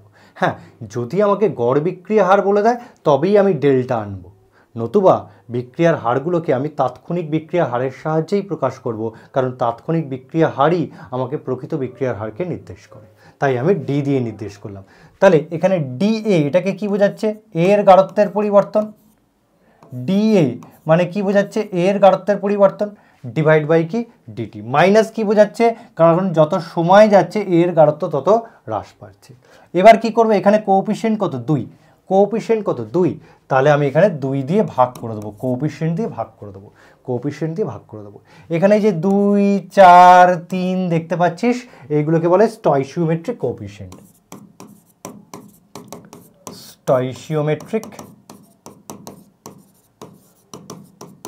স্টয়চিওমেট্রিক কোএফিসিয়েন্ট, বা অনেকে এটাকে মোল সংখ্যাও বলে থাকে, অনেকে এদেরকে মোল সংখ্যাও বলে থাকে। স্টয়চিওমেট্রিক কোএফিসিয়েন্ট কি দেখ, ধর তুই একটা বিক্রিয়া লিখলি N2 + H2 NH3, এই ধর একটা বিক্রিয়া লিখলি। তো এই বিক্রিয়াটা ব্যালেন্স করা নেই, তোকে ব্যালেন্স করতে হবে। তো বিক্রিয়াটাকে তুই যদি ব্যালেন্স করিস তাহলে কি আসছে, বিক্রিয়াটাকে ব্যালেন্স করলে এখানে 2 আসবে, এখানে 3 আসবে। ওকে, তাহলে বিক্রিয়াটিকে ব্যালেন্স করার পর যে সহগগুলো পাচ্ছি, যেমন বিক্রিয়াটিকে ব্যালেন্স করার পর N2 সহগ কত পেলাম 1, হাইড্রোজেনের সহগ কত পেলাম 3, NH3 সহগ কত পেলাম 2, একেই আমি কি বলবো স্টয়চিওমেট্রিক কোএফিসিয়েন্ট বা মোল সংখ্যা, স্টয়চিওমেট্রিক কোএফিসিয়েন্ট বা মোল সংখ্যা হলো। এবার যদি বি এর সাপেক্ষে এই বিক্রিয়ার হার বার করতে চাই তাহলে আমি কি করব, যেহেতু বিক্রিয়ক তাই মাইনাস ডিবি বাই ডিটি, যে কোএফিসিয়েন্ট থাকবে সেটাকে দিয়ে ভাগ করে দেবো, যে কোএফিসিয়েন্ট থাকবে সেটা দিয়ে ভাগ করে দেবো। এখানে কোএফিসিয়েন্ট 4 তাই 4 দিয়ে ভাগ করে দিলাম। নেক্সট, যদি আমি সি এর সাপেক্ষে বিক্রিয়ার হার বার করতে চাই, অর্থাৎ প্রোডাক্টের সাপেক্ষে বিক্রিয়ার হার বার করতে চাই, তাহলে কি হবে, তাহলে হবে plus dC by dt, C এর সহগ কত 3, তাহলে সেটা দিয়ে ভাগ করে দেবো, অর্থাৎ আমরা কোএফিসিয়েন্ট দিয়ে কি করব ভাগ করে দেবো। তাহলে বিক্রিয়ার হার বার করার সময় আমাকে কি করতে হবে, কোএফিসিয়েন্ট দিয়ে স্টয়চিওমেট্রিক কোএফিসিয়েন্ট বা মোল সংখ্যা দিয়ে আমি কি করব ভাগ করব। স্টয়চিওমেট্রিক কোএফিসিয়েন্ট বা মোল সংখ্যা দিয়ে যদি ভাগ করে দিই তাহলে যে কোনো বিক্রিয়ার হার আমি বার করতে পারবো, তো এইভাবে বিক্রিয়ার হার বার করে। এবার একটা কোশ্চেন তোদের মনে আসা উচিত, স্যার বিক্রিয়া হার বার করার সময় কেন স্টয়চিওমেট্রিক কোএফিসিয়েন্ট দিয়ে ভাগ করতে হবে? স্যার বিক্রিয়া হার বার করার সময় কেন স্টয়চিওমেট্রিক কোএফিসিয়েন্ট দিয়ে ভাগ করতে হবে? কেন করব স্যার, কেন করব? বইতে দেওয়া নেই কেন আমরা ভাগ করব, আমাদের বলে দিয়েছে ভাগ করতে হবে, কিন্তু বইতে বলে দেয়নি কেন রেট অফ দ্য রিয়াকশন বার করার সময় স্টয়চিওমেট্রিক কোএফিসিয়েন্ট দিয়ে ভাগ করতে হয়, এটা বইতে বলে দেয়নি। আমি তোদের জানাবো যে কেন ভাগ করব। তো চল দেখি কেন ভাগ করছি। তো রিয়াকশনটাকে আবার লিখি, 2a প্লাস 4b 3c। তা আমি ধরে নিচ্ছি, ধরি 1 সেকেন্ডে, অর্থাৎ সময়ের পরিবর্তন এখানে 1 সেকেন্ড, 1 সেকেন্ডে এখানে কত মোল এ আছে, 2 মোল এ আছে, তাহলে 1 সেকেন্ডে 2 মোলে বি এর সঙ্গে বিক্রিয়া করে, 2 মোলে বি এর সঙ্গে বিক্রিয়া করে, তাহলে আমি কি ধরলাম, ধরি 1 সেকেন্ডে সময়ের পরিবর্তন এখানে 1 সেকেন্ডে 2 মোলে বি এর সঙ্গে বিক্রিয়া করে। তাহলে আমি যদি এর সাপেক্ষে বিক্রিয়া হার বার করতে চাই, তাহলে সেটা কি হবে, এর সাপেক্ষে যদি বিক্রিয়া হার বার করতে চাই, বিক্রিয়া হার বার করার ফর্মুলা কি, গাঢ়ত্বের পরিবর্তন বাই সময়ের পরিবর্তন, তো এখানে গাঢ়ত্বের পরিবর্তন কত হবে, 2 মোল এ বিক্রিয়া করেছে, তার মানে এর গাঢ়ত্বের হ্রাস কত হয়েছে, 2 মোল এ যেহেতু বিক্রিয়া করেছে তাহলে এর গাঢ়ত্বের পরিবর্তন কত হয়েছে, 2 মোলই হয়েছে, 2 মোল এ বিক্রিয়া করেছে তার মানে গাঢ়ত্বের পরিবর্তন 2 মোল, তাহলে গাঢ়ত্বের পরিবর্তন -2 লিখছি, কারণ বুঝতেই পারছিস কেন। সময়ের পরিবর্তন কত 1 সেকেন্ড, তাই এখানে মাইনাস না লিখলেও চলবে, অসুবিধা নেই। মাইনাস তো লেখা হয় জাস্ট গাঢ়ত্ব হ্রাস পাচ্ছে সেটা বোঝানোর জন্য। তাহলে বিক্রিয়ার 2/1, তাহলে বিক্রিয়ার হার কত আসলো 2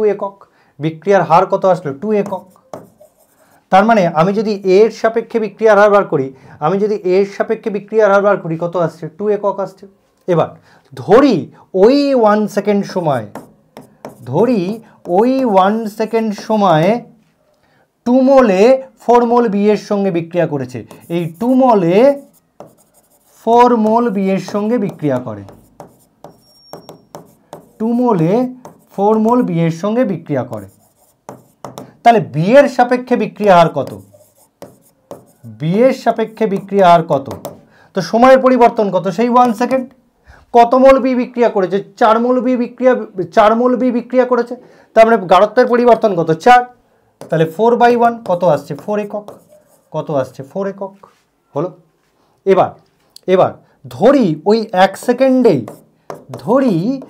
1 সেকেন্ড সময়ে 2 মোল এ আর 4 মোল বি বিক্রিয়া করে 3 মোল সি গঠন করেছে, তাহলে ওই 1 সেকেন্ড সময়ে 3 মোল সি উৎপন্ন হয়, 3 মোল সি উৎপন্ন হয়। তাহলে সি এর সাপেক্ষে তুই যদি বিক্রিয়া হার বার করতে চাস তাহলে বিক্রিয়া হার কি আসবে?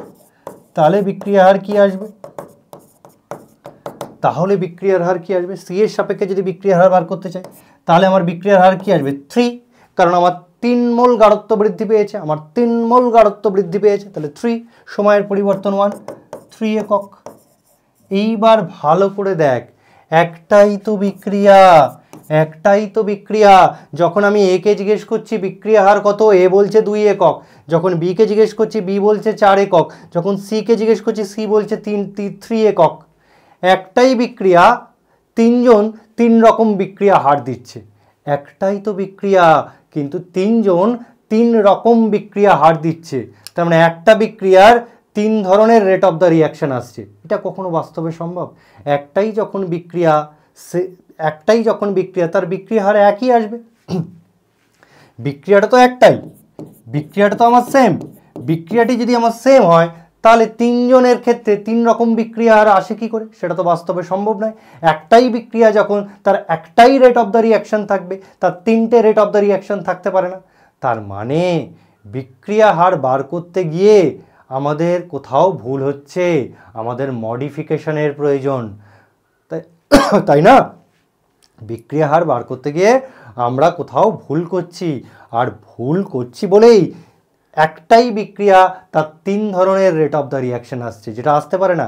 একটাই বিক্রিয়া যখন তার একটাই রেট অফ দ্য রিয়াকশন আসবে, তার মানে আমরা কোথাও গিয়ে ভুল করছি। আমাদের মডিফিকেশন বা সংশোধনের একটা জায়গা থেকেই থাকে, আমাদের মডিফিকেশনের একটা দরকার থাকেই, আমাদের মডিফিকেশনের করার দরকার থাকেই। তো মডিফিকেশনটা কি করছি দেখ, যখন আমি এর বিক্রিয়া হার বার করছি, তো এর কোএফিসিয়েন্ট কত? 2। তো আমি কি করছি? এর কোএফিসিয়েন্ট দিয়ে ভাগ করে দিচ্ছি। আমি এর বিক্রিয়া হারকে এর কোএফিসিয়েন্ট দিয়ে ভাগ করছি, ভাগ করলে দেখ 1 একক, বার করলে দেখ 1 একক। আবার যখন বি এর বিক্রিয়া হার বার করতে চাইছি তখন বি এর কোএফিসিয়েন্ট দিয়ে আমি কি করছি? ভাগ করছি। বি এর কোএফিসিয়েন্ট কত? এটাই হচ্ছে মডিফিকেশন। যার কোএফিসিয়েন্ট যা সেটা দিয়ে ভাগ করে দাও, তো বি এর কোএফিসিয়েন্ট 4, তো 4 দিয়ে ভাগ করছি, 4 দিলে কত আসছে? 1 একক। সি এর কোএফিসিয়েন্ট কত? 3, তো আমি সি এর কোএফিসিয়েন্ট দিয়ে একে ভাগ করছি, তাহলে কত আসছে? 1 একক। তাহলে কত আসছে? 1 একক। তাহলে দেখ, যখনই আমি ওদের রেসপেক্টিভ কোএফিসিয়েন্ট দিয়ে ভাগ করছি তখনই আমার বিক্রিয়া হার কি হয়ে গেছে? সেম হয়ে গেছে স্যার, সেম হয়ে গেছে। এবার তাকিয়ে দেখ, এও যা বিক্রিয়া হার বলছে, বিও তাই বিক্রিয়া হার বলছে, সিও তাই বিক্রিয়ার হার বলছে। কখন বলছে? যখন আমি কোএফিসিয়েন্ট দিয়ে ভাগ করে দিলাম, তখন 3 জনই same rate of the reaction বলছে, অর্থাৎ একটা বিক্রিয়ার একটাই রেট অফ দ্য রিয়াকশন আসছে। তো এই কারণে যখন আমরা বিক্রিয়া হার বার করি তখন কোএফিসিয়েন্ট দিয়ে ভাগ করে দিই। কেন? কারণ আমার রেট অফ দ্য রিয়াকশন যেন সেম আসে, কারণ আমার সবার ক্ষেত্রে রেট অফ দ্য রিয়াকশন সমান আসে, সেই জন্যই কোএফিসিয়েন্ট দিয়ে ভাগ করা হয়। বুঝতে পারলি কেন কোএফিসিয়েন্ট দিয়ে ভাগ করি? কারণ কোএফিসিয়েন্ট দিয়ে এই কারণেই ভাগ করি যাতে আমার প্রত্যেকের ক্ষেত্রে rate of the reaction same আসে। চল নেক্সট।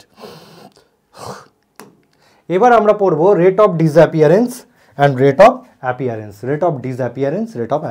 এটাকে কি বলে? রেট অফ ডিসঅ্যাপিয়ারেন্স মানে অন্তরিত হওয়ার হার।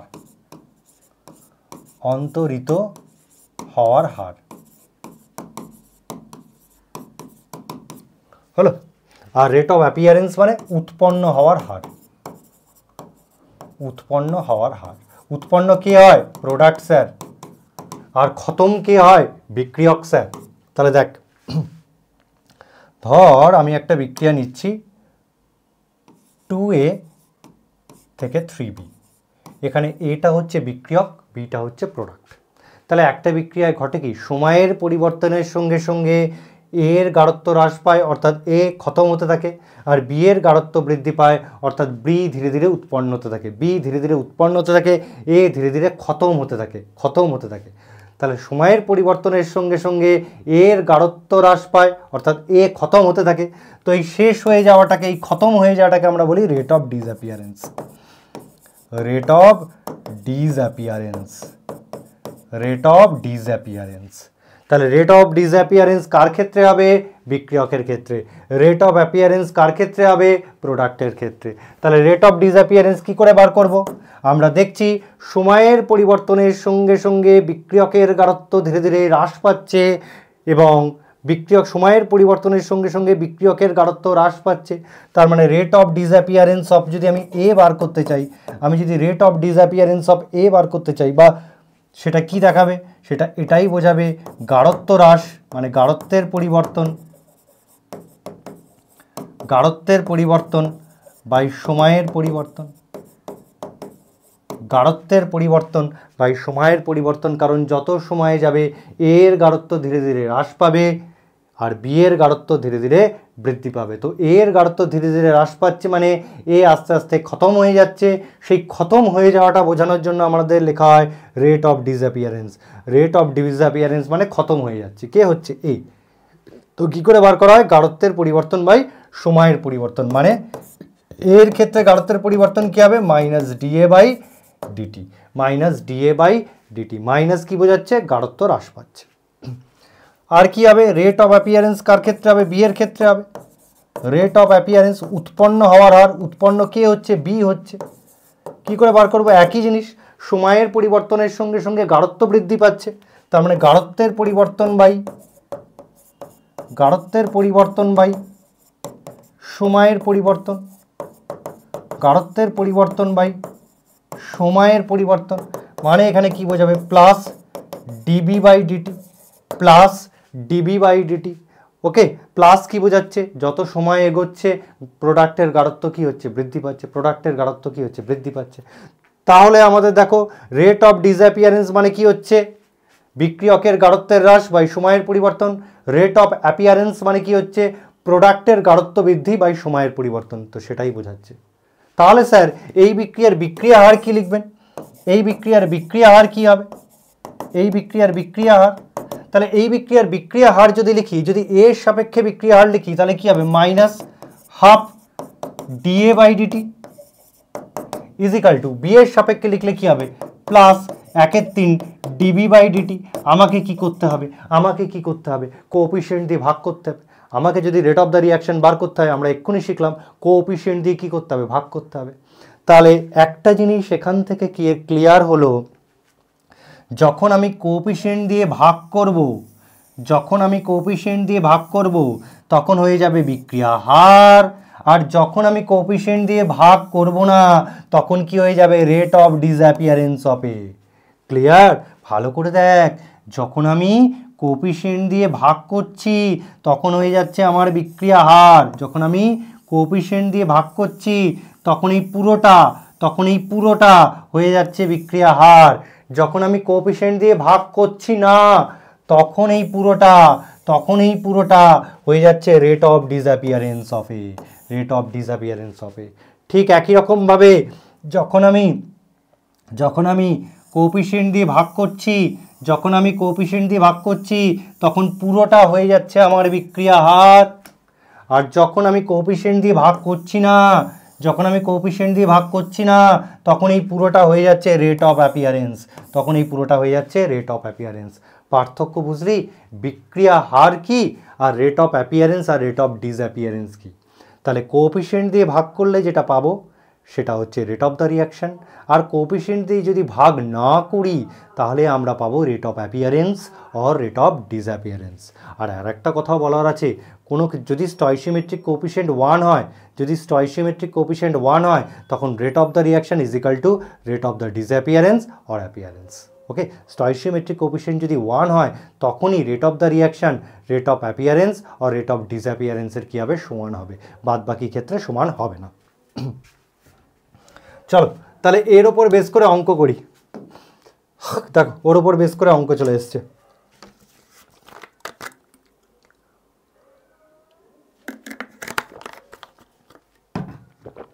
চলো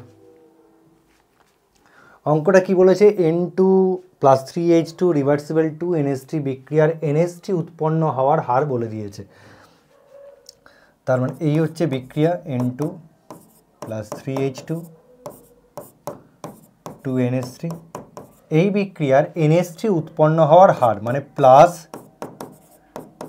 বোঝাচ্ছে উৎপন্ন হওয়া, dNH3/dt আমাকে বলে দিয়েছে 9.6 × 10⁻³ mole litre to the power -1 second to the power -1, এটা আমাকে বলে দিয়েছে। আর কি বার করতে বলেছে, N2 আর H2 এর অন্তরিত হওয়ার হার, অর্থাৎ আমাকে রেট অফ ডিসঅ্যাপিয়ারেন্স বার করতে দিয়েছে, রেট অফ ডিসঅ্যাপিয়ারেন্স বার করতে দিয়েছে মানে আমাকে -dN2/dt, মানে এটা কি বোঝাচ্ছে, N2 গ্যাসের অন্তরিত হওয়ার হার, N2 গ্যাসের ডিসঅ্যাপিয়ারেন্স অন্তরিত হওয়ার হার। আর কি বার করতে বলেছে, -dH2/dt, H2 গ্যাসের অন্তরিত হওয়ার হার মানে ডিসঅ্যাপিয়ারেন্স চেয়েছে। এই দুটো আমাকে চেয়েছে, এই দুটো আমাকে বার করতে চেয়েছে।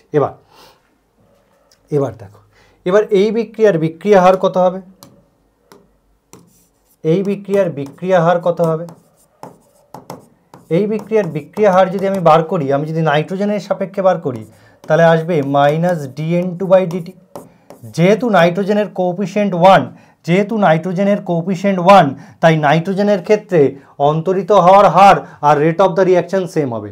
নাইট্রোজেনের ক্ষেত্রে বিক্রিয়া হার আর অন্তরিত হওয়ার হার সেম হবে, কারণ নাইট্রোজেনের কোএফিসিয়েন্ট 1 ইজিক্যাল টু H2-র ক্ষেত্রে কি হবে, -1/3 dH2/dt, আর অ্যামোনিয়ার ক্ষেত্রে কি হবে, +½ dNH3/dt। হলো, এবার আমি বার করব -dN2/dt, আমি বার করছি -dN2/dt। এটাই কি বোঝাচ্ছে, এটা কি বোঝাচ্ছে, এটা বোঝাচ্ছে N2 গ্যাসের অন্তরিত হওয়ার হার, যেটা আমাকে প্রশ্নে বার করতে দিয়েছে। কত আসছে দেখ, -dN2/dt ইজিক্যাল টু কি বলতে পারি, ½ dNH3/dt, এই dNH3/dt-র ভ্যালু কত, দেখ dNH3/dt-র ভ্যালু কত, 9.6 × 10⁻⁶, তাহলে আমি বসিয়ে দিই, ½ × 9.6 × 10⁻⁻3। তাহলে আমার N2 গ্যাসের অন্তরিত হওয়ার হার কত হবে, N2 গ্যাসের অন্তরিত হওয়ার হার কত হবে, 2 দিয়ে কেটে গেলে কত হবে, 4.8 × 10⁻³ mole litre to the power -1 second to the power -1। তাহলে এর ক্ষেত্রে বেরিয়ে গেল ভ্যালু। এবার আমরা এর ভ্যালু বার করবো, এর ভ্যালু। তো দেখ এখান দিয়ে দেখ কি বলতে পারি, এটাকে আলাদা করে দিই, দেখ এখান দিয়ে কি বলতে পারি, -1/3 dH2/dt ইজিক্যাল টু দেখ তুই বলতে পারিস -dN2/dt, এই তো পেয়েছি, -1/3 dH2/dt ইজিক্যাল টু কি, -dN2/dt। এবার এর ভ্যালুটা কত বেরিয়েছে, এই এই দেখ -dN2/dt-র ভ্যালু কত বেরিয়েছে, এই তো বেরিয়েছে 4.8 × 10⁻³ তাহলে এখান থেকে আমি বার করছি dH2/dt -dH2/dt ইজিক্যাল টু কী হবে, 3 × 4.8 × 10⁻³ তাহলে গুণ করলে কত হবে, 14.4 × 10⁻³ mole litre to the power -1 second to the power -1। তাহলে দেখ আমার H2 গ্যাসের অন্তরিত হওয়ার হারও বেরিয়ে গেল, আমার N2ও বেরিয়ে গেল, H2ও বেরিয়ে গেল, এবং এই ধরনের কোশ্চেন পরীক্ষায় এসেই থাকে। নেক্সট, এবার আমরা পড়ব ভরক্রিয়ার সূত্র, যেটা আমরা পড়েছি কোথায়, যেটা আমরা পড়েছি ক্লাস 11-এ। তো ভরক্রিয়ার সূত্রে কি বলছে, স্থির উষ্ণতায় কোনো রাসায়নিক বিক্রিয়া চলাকালীন যে কোনো মুহূর্তে বিক্রিয়ার হার বিক্রিয়াটিতে উপস্থিত বিক্রিয়কের মোলার গারত্বের সমানুপাতিক, তাহলে আমাকে এখানে কি বলছে, আমাকে বলছে স্থির উষ্ণতায় কোনো একটা রাসায়নিক বিক্রিয়ার হার যে কোনো মুহূর্তে বিক্রিয়াটিতে উপস্থিত বিক্রিয়ক সমূহের মোলার গাঢ়ত্বের সমানুপাতিক। মানে আমি যদি একটা বিক্রিয়া লিখি AA প্লাস BB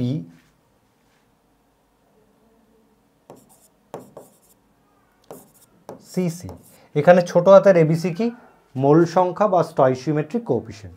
তাহলে এই বিক্রিয়ার যদি বিক্রিয়া হার আমি বার করি ভর ক্রিয়ার সূত্র অনুসারে, আচ্ছা এটাকে এইভাবে দিই,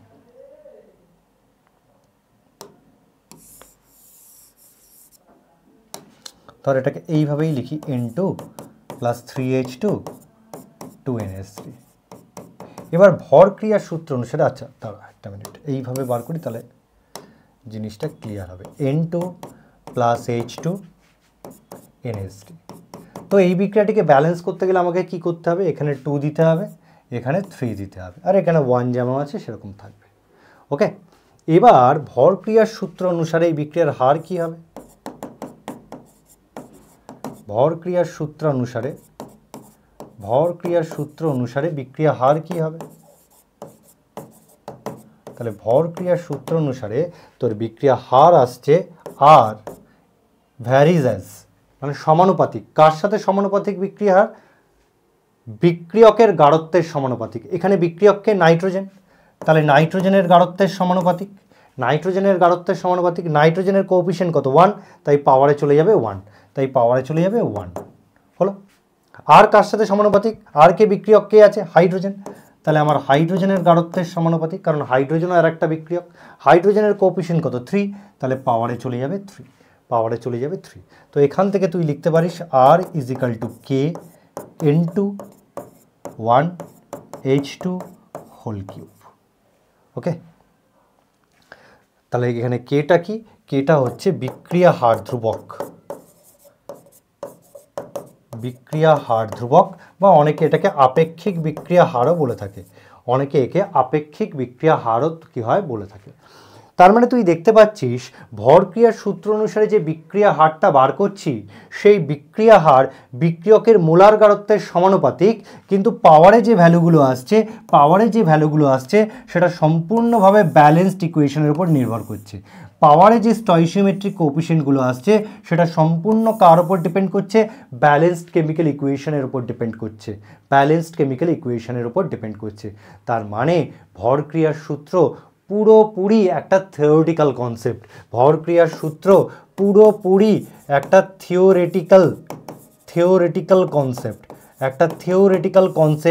কারণ এখানে পুরোপুরি একটা থিওরিটিক্যাল কনসেপ্ট, কারণ এখানে রেট অফ দ্য রিয়াকশন, হ্যাঁ বিক্রিয়কের গাঢ়ত্বের সমানুপাতিক তো হচ্ছে, কিন্তু অ্যাকচুয়াল ভ্যালুটা কার উপর নির্ভর করছে, এই পাওয়ারের উপর।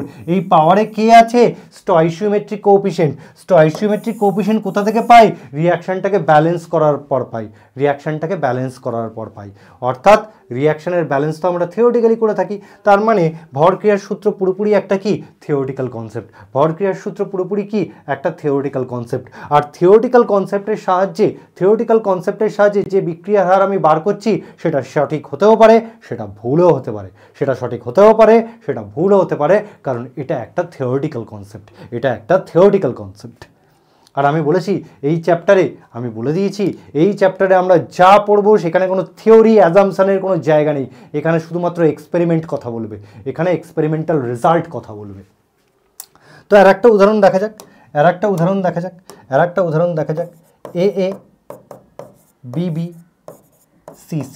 তো এই বিক্রিয়ার হার ভর ক্রিয়ার সূত্র অনুসারে কি হবে, R = K, এর গাঢ়ত্ব to the power A, B এর গাঢ়ত্ব টু দি পাওয়ার B, যেখানে A আর B কি, স্টয়কিওমেট্রিক কোএফিসিয়েন্ট,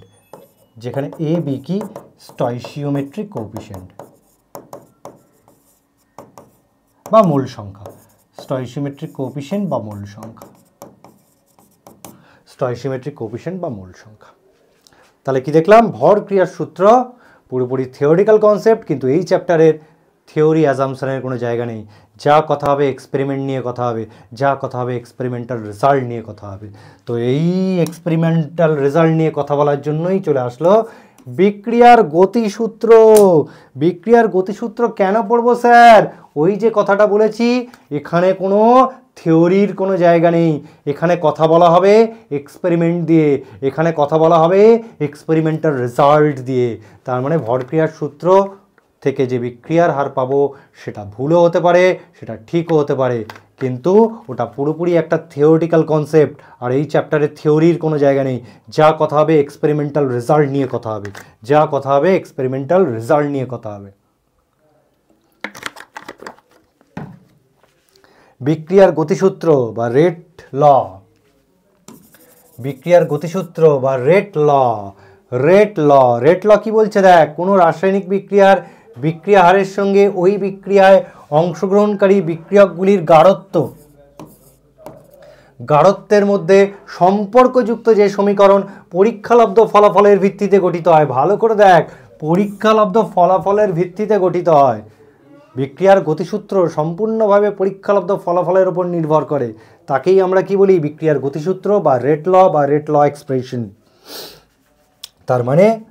তার মানে এই যে ধর বিক্রিয়া a A plus b B c C, অর্থাৎ এই রেট ল অনুসারে যে বিক্রিয়ার হার আর পাবো, এই বিক্রিয়ার হার আর পাবো, এই যে বিক্রিয়ার হার পাচ্ছি, এই যে বিক্রিয়ার হার আমি বার করব, এই বিক্রিয়ার যে বিক্রিয়ার হার বার করব সেটা সম্পূর্ণভাবে এক্সপেরিমেন্টাল ফাইন্ডিং।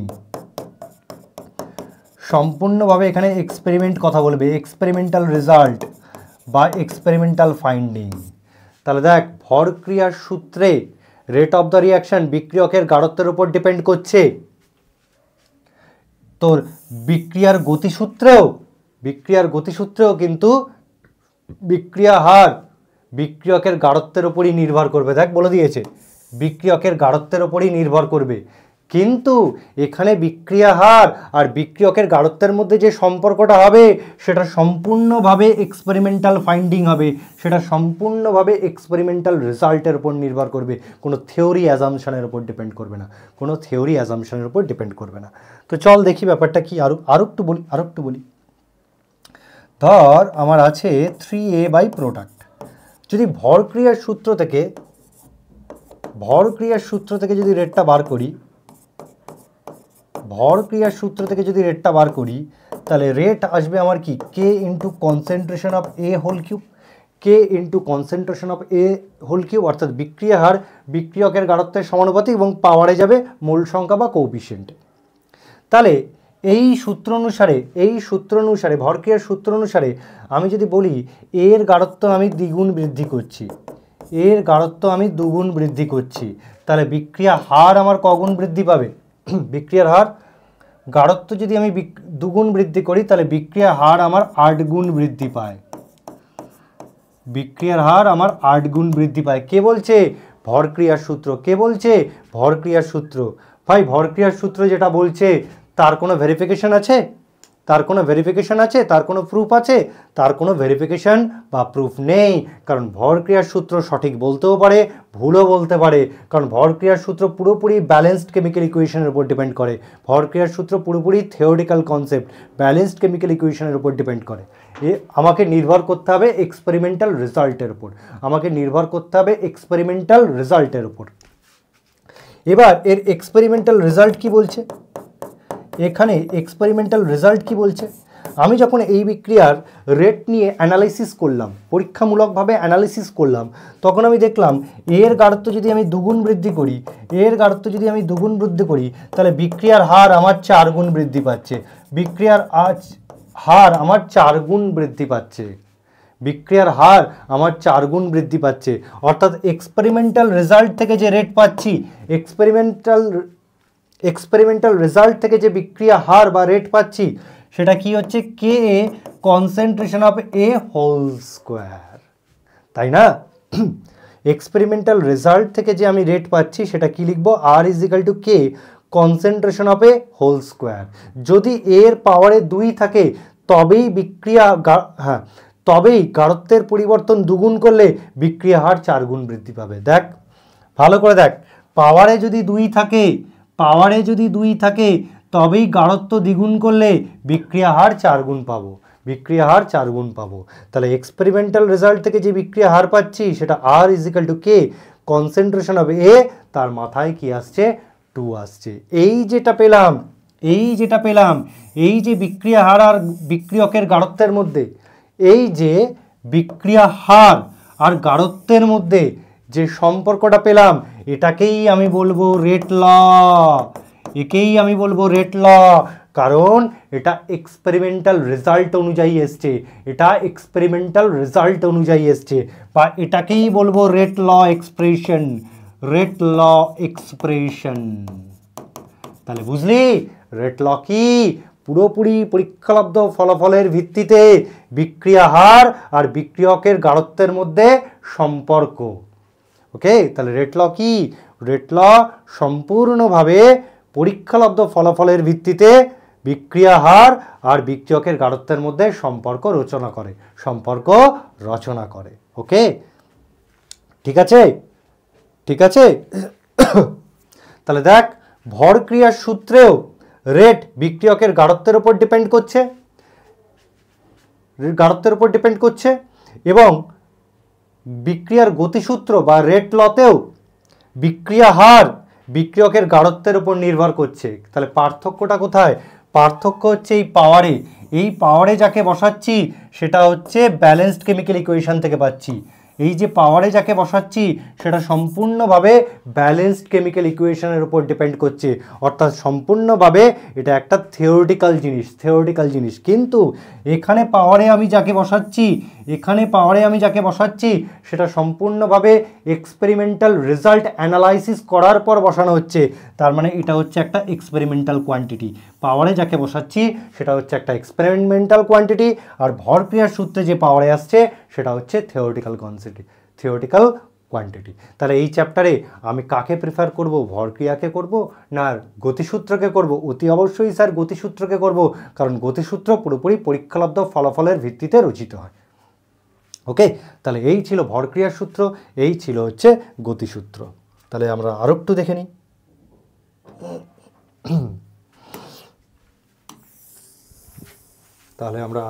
নিই। তাহলে এ প্লাস বিবি সিসি, তাহলে ভর ক্রিয়ার সূত্র থেকে যে রেট পাচ্ছি সেই R is equal to k concentration of A পাওয়ারে কোএফিশিয়েন্ট চলে যাবে, কনসেন্ট্রেশন অফ বি পাওয়ারে কোএফিশিয়েন্ট চলে যাবে। কিন্তু রেট ল থেকে যে রেট পাচ্ছি, রেট ল বা বিক্রিয়ার গতিসূত্র থেকে যে রেট পাচ্ছি, সেই রেট কে is equal to concentration of A concentration of B, আর পাওয়ারে যে ভ্যালুটা লিখব সেটা এক্সপেরিমেন্ট করার পর আমরা বসাতে পারি। পাওয়ারে যে ভ্যালুটা লিখব সেটা সম্পূর্ণভাবে পরীক্ষালব্ধ ফলাফল বিশ্লেষণের পর যেটা পাবো সেটা বসাবো। সেটা কি আসলো? আলফা, সেটা কি আসলো? বিটা।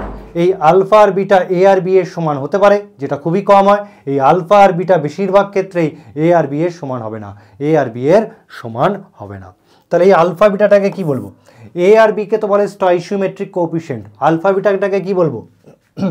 এই আলফাটাকে বলা হয় এর সাপেক্ষে বিক্রিয়াক্রম, বিটাটাকে কি বলবো? বি এর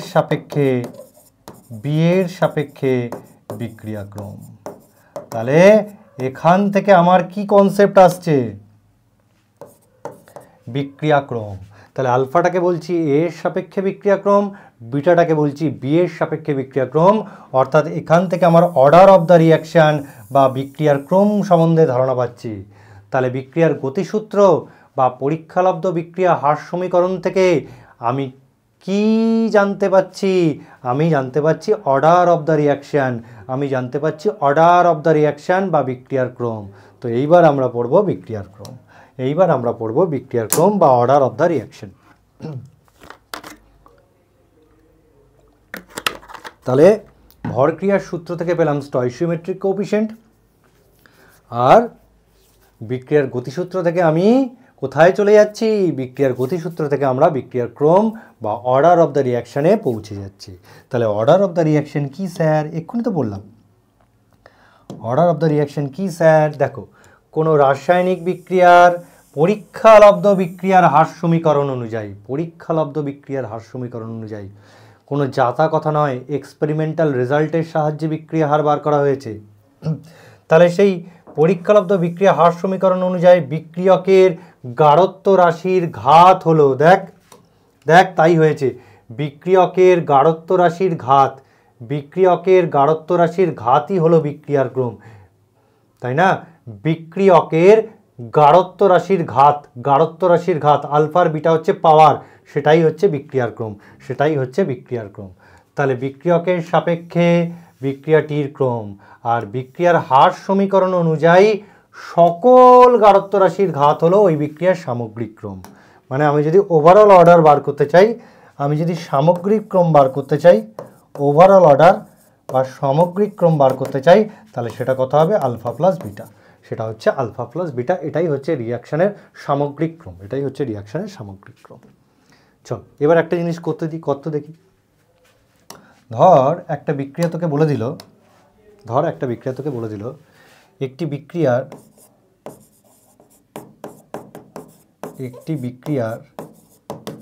পরীক্ষালব্ধ বিক্রিয়া হার সমীকরণ, পরীক্ষালব্ধ, ধর বিক্রিয়াটি এরকম দেওয়া থাকলো, দাঁড়া, ধর বিক্রিয়াটি এরকম দিল এ A plus Bibi CC product. এই বিক্রিয়ার পরীক্ষালব্ধ হার সমীকরণ, পরীক্ষালব্ধ হার সমীকরণ, পরীক্ষালব্ধ হার সমীকরণ, সেটা কি দেওয়া হলো? এই বিক্রিয়ার এক্সপেরিমেন্টাল রেজাল্ট অনুযায়ী রেট ল এক্সপ্রেশন কী হবে? R k concentration of A পাওয়ারে এম, কনসেন্ট্রেশন অফ সি পাওয়ারে এন। তাহলে এই বিক্রিয়ার এক্সপেরিমেন্টাল রেজাল্ট অ্যানালাইসিস করে আমি যে হার সমীকরণ পাচ্ছি সেটা R is equal to k concentration of A to the power m, concentration of C to the power n. হলো? তাহলে এবার তোকে যদি বিক্রিয়ার ক্রম বার করতে দেয়, তোকে কি বার করতে দিল? বললো আচ্ছা বার করো তো এর সাপেক্ষে বিক্রিয়ার ক্রম কত।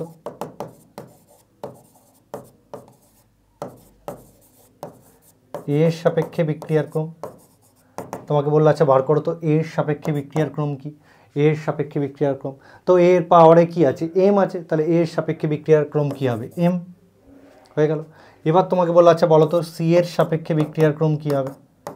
তো সি এর গাঢ়ত্ব রাশির পাওয়ার কে আছে? এন, তাহলে কি হবে? এন। এবার তোমাকে বললো আচ্ছা বলো তো এই বি এর সাপেক্ষে বিক্রিয়ার ক্রম কত হবে?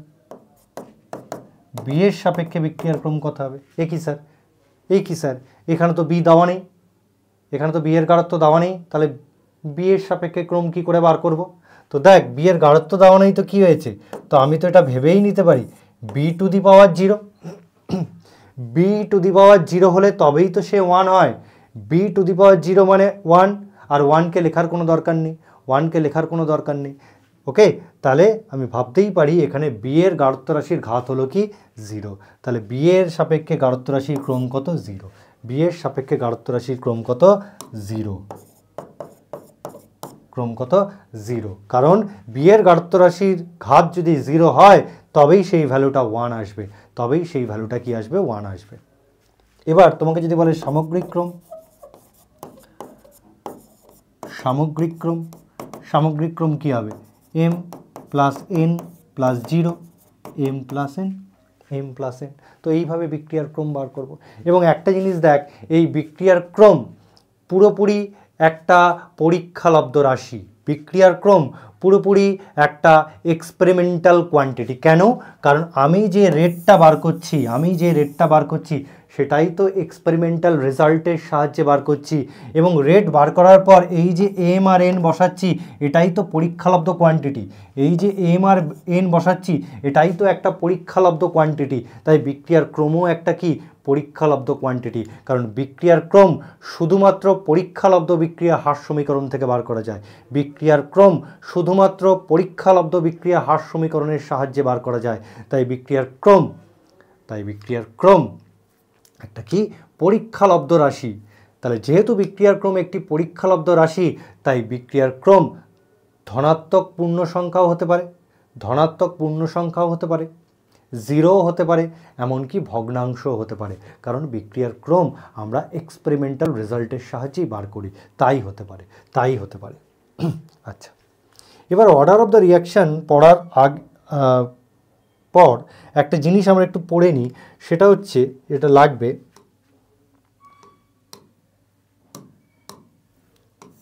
সেটা হচ্ছে এলিমেন্টারি রিয়াকশন। এলিমেন্টারি বা মৌলিক বিক্রিয়া, এলিমেন্টারি রিয়াকশন, মৌলিক বিক্রিয়া, আর জটিল বিক্রিয়া, কমপ্লেক্স রিয়াকশন। এটা একটু ধারণা নিয়ে নিই, জাস্ট একটু ধারণা। জটিল বিক্রিয়া, মৌলিক বিক্রিয়া বা জটিল বিক্রিয়া। মৌলিক বিক্রিয়া কি? যে সমস্ত বিক্রিয়া এক ধাপে গঠিত হয়, এক ধাপে ঘটে,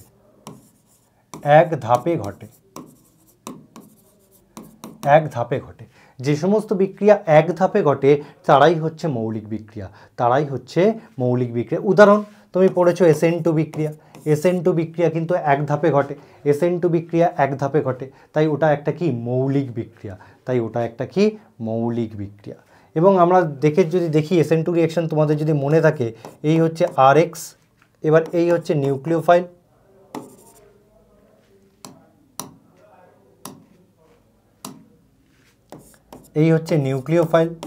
নিউক্লিওফাইল কি করে? ব্যাক সাইড অ্যাটাক করে, এক্সটা খুলে বেরিয়ে চলে যায়, এবং এখানে একটা ট্রানজিশন স্টেট তৈরি হয়, আর এখানে একটা ট্রানজিশন স্টেট তৈরি হয়, মনে করে দেখো।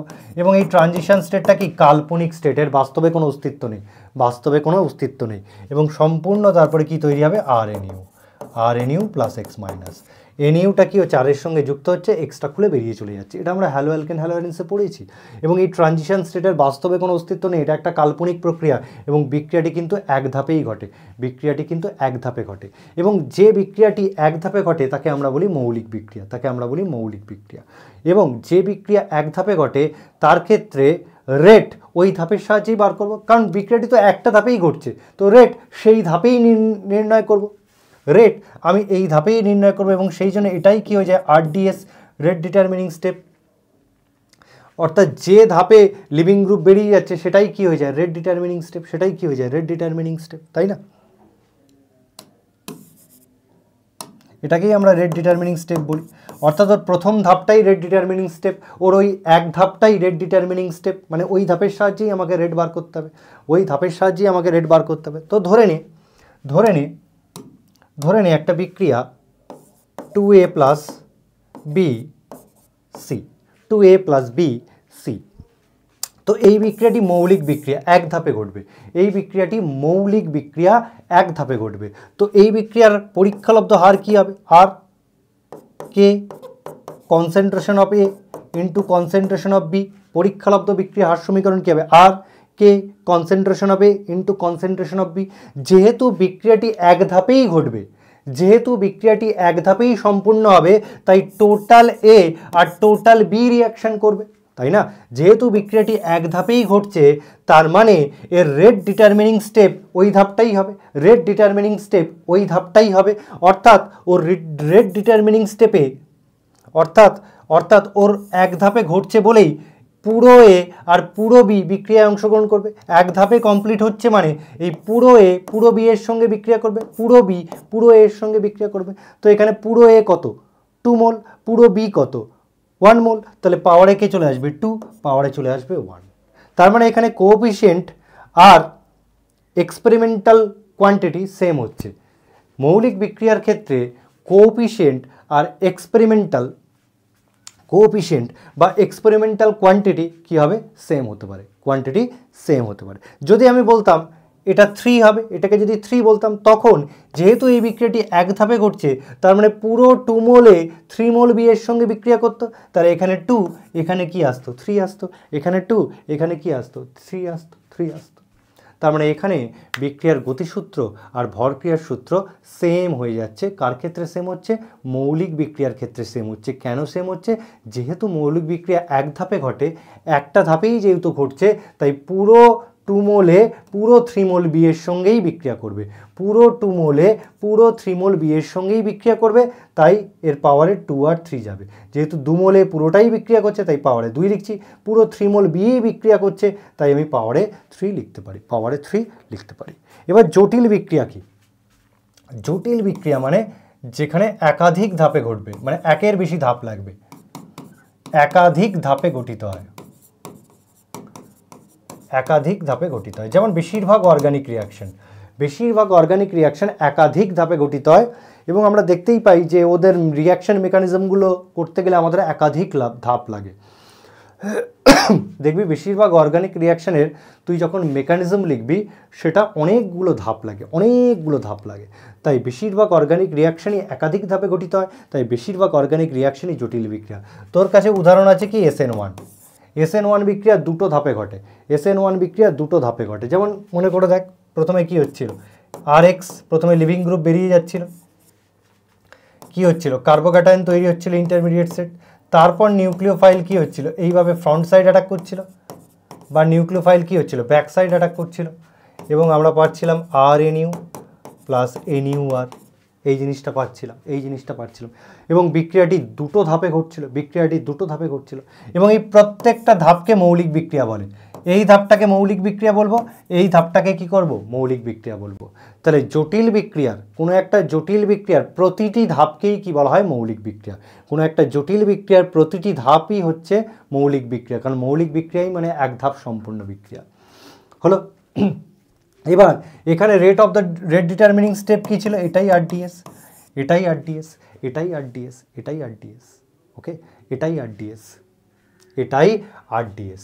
তার মানে যখন বিশেষ করে জটিল বিক্রিয়ার ক্ষেত্রে যেহেতু বিক্রিয়াটি একাধিক ধাপে সংগঠিত হয়, একাধিক ধাপে সংগঠিত হয়, তখন আমরা দেখি কোন ধাপটা স্লো গতিতে হচ্ছে, কোন ধাপটা স্লো গতিতে হচ্ছে। যেমন SN1 বিক্রিয়ার ক্ষেত্রে এই ফার্স্ট ধাপটাই স্লো গতিতে হচ্ছে, SN1 বিক্রিয়ার ক্ষেত্রেই আমার এই ফার্স্ট স্টেপটা স্লো গতিতে হচ্ছে, ফার্স্ট স্টেপটা স্লো গতিতে হচ্ছে।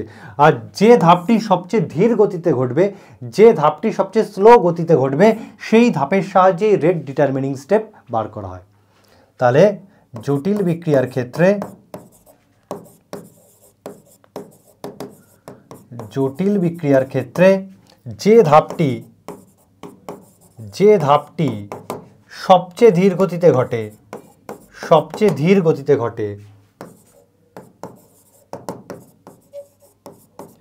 সবচেয়ে ধীর গতিতে ঘটে, সবচেয়ে ধীর গতিতে ঘটে, সেই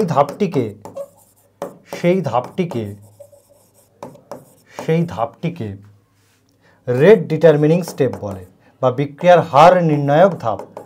রেট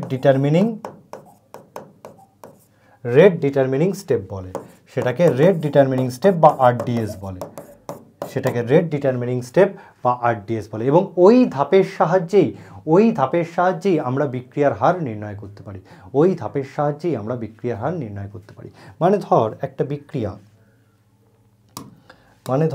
বিক্রিয়া, A থেকে D, A থেকে ধর C, A থেকে C, ধর এই বিক্রিয়াটি 2টো স্টেপে ঘটে এবং এটা একটা জটিল বিক্রিয়া। মানে প্রথমে A থেকে B তে যায়, স্টেপ 2, তারপরে B থেকে C তে যায়। যদি ওর এই ধাপটা স্লো গতিতে ঘটে, মানে যদি ওর স্টেপ 2টা স্লো গতিতে ঘটে, তার মানে এটাই হবে আমার রেট ডিটারমিনিং স্টেপ, এটাই হবে আমার রেট ডিটারমিনিং স্টেপ। এই ধাপটা অর্থাৎ B থেকে C, এটাই হবে আমার রেট ডিটারমিনিং স্টেপ। এবং এই স্টেপের সাহায্যেই আমরা রেট বার করব, এই স্টেপের সাহায্যেই আমি রেট বার করব। এবং এর রেট কী হবে? এর rate R concentration of B। এবং দেখব এখানে কত মোল B বিক্রিয়া করে C তৈরি করছে। এই ধাপে আমি তখন দেখব কত মোল B C এর সঙ্গে, কত মোল B বিক্রিয়া করে C উৎপন্ন করছে, কত মোল B বিক্রিয়া করে C উৎপন্ন করছে। যদি এটা 1 মোল হয় তাহলে পাওয়ারে 1 যাবে, যদি দেখি 2 মোল B বিক্রিয়া করছে তাহলে পাওয়ারে কি যাবে? 2 যাবে, পাওয়ারে কি যাবে? 2 যাবে। ওকে, তার মানে জটিল বিক্রিয়ার ক্ষেত্রে ভর ক্রিয়ার সূত্র থেকে যে রেট পাবো আর গতির সূত্র থেকে যে রেট পাবো সেটা সেম হয় না, বেশিরভাগ ক্ষেত্রেই অসমান হয়। কিন্তু মৌলিক বিক্রিয়ার ক্ষেত্রে ভর ক্রিয়ার সূত্র থেকে যে রেট পাবো আর বিক্রিয়ার গতিসূত্র থেকে যে রেট পাবো সেটা বেশিরভাগ ক্ষেত্রেই সমান হয়ে যায়, সেটা বেশিরভাগ ক্ষেত্রেই সমান হয়। কেন? কারণ এক ধাপ সম্পূর্ণ বিক্রিয়ার ক্ষেত্রে ওটাই রেট ডিটারমিনিং স্টেপ হয়।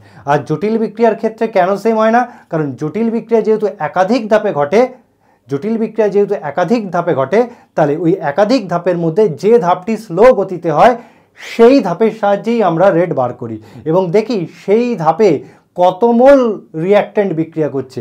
যত মোল রিঅ্যাক্ট্যান্ট বিক্রিয়া করবে সেটাই তখন চলে আসবে, সেটাই তখন কি হয়ে যাবে? বিক্রিয়ার রেট হয়ে যাবে, সেটাই তখন কি হয়ে যাবে? বিক্রিয়ার রেট হয়ে যাবে। ওকে, তো এই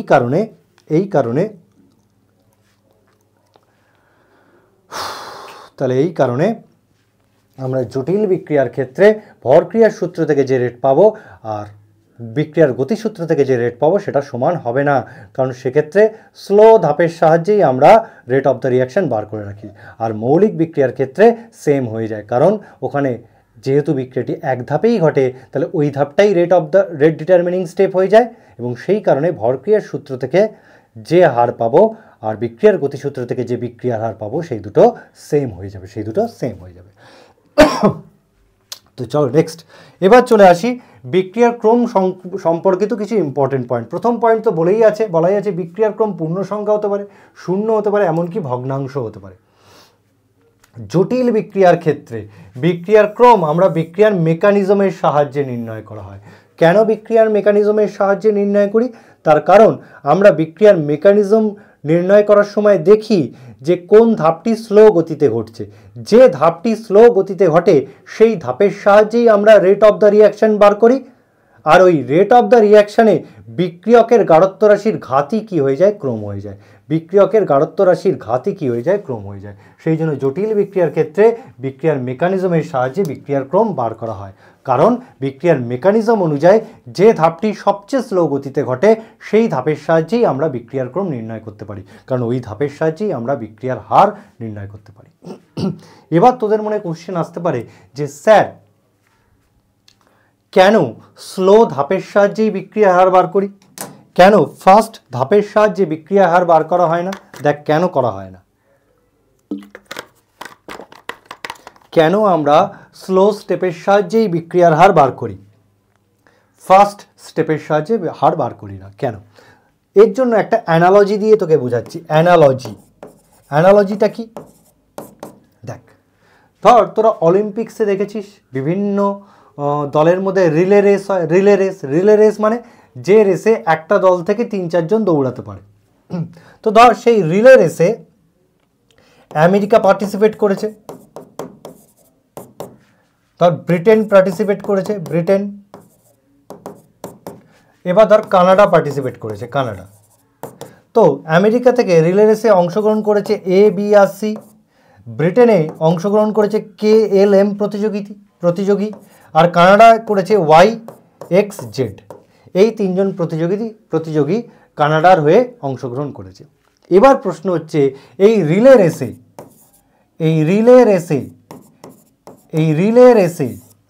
কে মেডেল পাবে, কে ফার্স্ট হবে? এই রিলে রেসে কে ফার্স্ট হবে? আমেরিকা হবে না ব্রিটেন হবে না কানাডা হবে? সেটা কি করে বার করব? সেটা কি করে হয়? দেখ, এই যে আমেরিকার হয়ে যারা দৌড়াচ্ছে এ, বি, সি, এই 3 জন নিশ্চয়ই একই গতিতে দৌড়াচ্ছে না, কেউ ফাস্ট দৌড়াচ্ছে, কেউ স্লো দৌড়াচ্ছে। তো এই 3 জনের মধ্যে কে স্লো দৌড়াচ্ছে? আমি ধরে নিলাম এই 3 জনের মধ্যে বি স্লো দৌড়াচ্ছে, এই 3 জনের মধ্যে স্লো পার্সন হচ্ছে বি। ব্রিটেনে আমি ধরে নিলাম এম স্লো দৌড়াচ্ছে, আর কানাডায় আমি ধরে নিলাম ওয়াই স্লো দৌড়াচ্ছে। অর্থাৎ আমেরিকার মধ্যে বি স্লো দৌড়াচ্ছে, ব্রিটেনের মধ্যে এম স্লো দৌড়াচ্ছে, আর কানাডার মধ্যে ওয়াই স্লো দৌড়াচ্ছে। এই যে যারা স্লো দৌড়াচ্ছে এদের মধ্যে কে ফাস্ট দৌড়াচ্ছে? এই যে বি, এম, ওয়াই স্লো দৌড়াচ্ছে এদের মধ্যে কে ফাস্ট দৌড়াচ্ছে? যে ফার্স্ট দৌড়াবে সেই টিম চ্যাম্পিয়ন হবে। যদি দেখা যায় এই 3 জনের মধ্যে বি সবচেয়ে বেশি দ্রুত দৌড়াচ্ছে তাহলে আমেরিকা চ্যাম্পিয়ন হবে। যদি এই 3 জন যারা স্লো দৌড়াচ্ছে তাদের মধ্যে এম যদি দ্রুত দৌড়ায় তাহলে ব্রিটেন চ্যাম্পিয়ন হবে, যদি ওয়াই দ্রুত দৌড়ায় তাহলে কানাডা চ্যাম্পিয়ন হবে। বুঝতে পারলি কেন সবচেয়ে স্লো স্টেপের সাহায্যে রেট নির্ণয় করা যায়? তার কারণ এই যে যারা স্লো দৌড়াচ্ছে তাদের মধ্যে কে ফাস্ট দৌড়াচ্ছে তার উপর ডিপেন্ড করবে কোন দেশ মেডেল পাবে। সেই জন্য যখন কোনো একটা বিক্রিয়া একাধিক ধাপে গঠিত হয় আমরা কি করি, সবচেয়ে স্লো স্টেপের সাহায্যেই বিক্রিয়ার হার নির্ণয় করি। আমরা দেখি বিক্রিয়াগুলোর মধ্যে যে ধাপটি সবচেয়ে স্লো সেই ধাপটি কত স্পিডে এগোচ্ছে, তো সেই কারণেই স্লো স্টেপের সাহায্যেই বিক্রিয়া হার বার করা হয়। বিক্রিয়াগুলোর রেট কম্পেয়ার করার জন্য। ক্লিয়ার? এবার বুঝতে পারলি কেন স্লো স্টেপের সাহায্যেই আমরা বিক্রিয়ার হার বার করি? কারণ যে সবচেয়ে স্লো দৌড়াচ্ছে, মানে যারা সবচেয়ে স্লো দৌড়াচ্ছে তাদের মধ্যে সবচেয়ে ফাস্ট কে দৌড়াচ্ছে সেই টিমই চ্যাম্পিয়ন হবে। চলো তাহলে বিক্রিয়ার ক্রম গেল। এবার আমরা পড়ব বিক্রিয়ার হার ধ্রুবক বা আপেক্ষিক বিক্রিয়া হার। এর এককটা একটু পড়ে নেব। বিক্রিয়ার হার ধ্রুবক বা যাকে বলা হয় আপেক্ষিক বিক্রিয়া হার, এর একক পড়ব। বিক্রিয়া হার ধ্রুবকের একক বা আপেক্ষিক বিক্রিয়া হারের একক আমরা পড়ব। তো আমরা ধরে নিচ্ছি, ধরি n ক্রম বিশিষ্ট একটি বিক্রিয়া হলো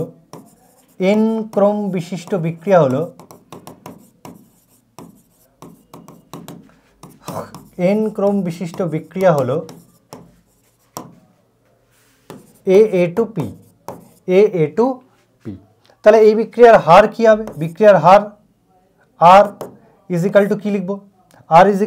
এটা লিখবো KA concentration of A two the power A না KA concentration of A two the power N। কাকে লিখবো? অবভিয়াসলি স্যার আপনি এটাই লিখবেন, কারণ বিক্রিয়ার ক্রম একটা কি এক্সপেরিমেন্টাল কোয়ান্টিটি, অর্থাৎ এক্সপেরিমেন্টের সাহায্যে বার করা হয়েছে। তাই আমি পাওয়ারে এক্সপেরিমেন্টকে প্রেফার করব, আমি পাওয়ারে থিওরিকে প্রেফার করব না, আমি পাওয়ারে এক্সপেরিমেন্টকে প্রেফার করব। কারণ বিক্রিয়ার ক্রম একটা এক্সপেরিমেন্টাল কোয়ান্টিটি, অর্থাৎ পাওয়ারে এন যাবে, পাওয়ারে এ যাবে না, তাই না? তাহলে n ক্রম বিশিষ্ট বিক্রিয়ার ক্ষেত্রে R ইজিক্যাল টু কি হবে? K to the power whole n। তাহলে nটা কি বোঝাচ্ছে? বিক্রিয়ার ক্রম।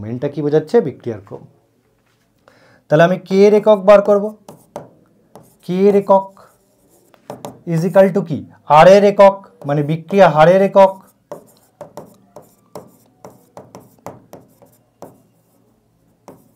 ডিভাইড বাই কি হবে? গাঢ়ত্বের একক,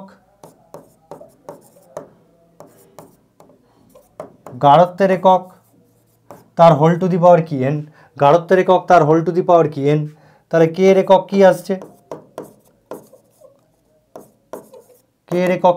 বিক্রিয়া হারের একক কি? এটা mole, litre to the power -1, second to the power -1, এটাই বিক্রিয়া হারের একক। গাঢ়ত্বের একক কি হবে? Mole, litre to the power -1, whole to the power n। তাহলে এখান থেকে আমি কি পাচ্ছি? এখান থেকে আমি লিখতে পারি mole, litre to the power -1, 1 minus n। দেখ এটাকে যদি ভাগ করি তাহলে আমি কি পাবো? Mole, litre to the power -1, 1 minus n, second to the power -1। তাহলে এটাই হচ্ছে বিক্রিয়া হার ধ্রুবকের একক। এবার তোমাকে যদি বলে দেয় শূন্যক্রম বিক্রিয়া,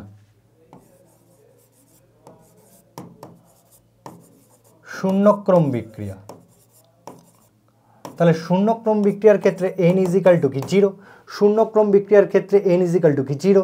তাহলে এখানে যদি 0 বসাস তাহলে K এর একক কি আসবে? 0 বসালে K এর একক কি আসবে? এখানে 0 বসা, তাহলে K এর একক আসবে মোল, লিটার টু দি পাওয়ার -1, আর পড়ে থাকছে কি? Second to the power -1। এবার তোকে যদি বলে প্রথম ক্রমের বিক্রিয়ার একক লেখো, প্রথম ক্রম বিক্রিয়ার K এর একক, প্রথম ক্রম বিক্রিয়া n ইজিক্যাল টু কত? 1। তো n এর ভ্যালু 1 বসা, তাহলে 1 মাইনাস 1 পাওয়ারে কোথায় চলে আসবে? 0। তার মানে mole, litre to the power -1, whole to the power কি আসছে? 0। তার মানে কত আসছে? 1। তার মানে K এর একক পড়ে থাকবে শুধুমাত্র সেকেন্ড টু দি পাওয়ার -1। দেখ এটা কি হবে? টু দি পাওয়ার 0 মানে কি? পুরোটা 1 হয়ে যাবে, তাহলে পড়ে থাকবে কি? Second to the power -1। তাহলে প্রথম ক্রম বিক্রিয়ার হার ধ্রুবকের একক কী হবে? সময় টু দি পাওয়ার -1। সময় যদি সেকেন্ড হয়, সেকেন্ড টু দি পাওয়ার -1। সময় যদি মিনিট হয়, মিনিট টু দি পাওয়ার -1। সময় যদি বছর হয়, বছর টু দি পাওয়ার -1। ওকে, তাহলে এইভাবে যে কোনো ক্রম বিক্রিয়ার আমরা কে এর একক বার করতে পারি, কে এর একক বার করতে পারি। নেক্সট, আণবিকতা বা মলিকুলারিটি। আণবিকতা কি? তো চলো আগে ডেফিনিশনটা পড়ি। আণবিকতার ডেফিনিশন কি? কোনো মৌলিক বিক্রিয়া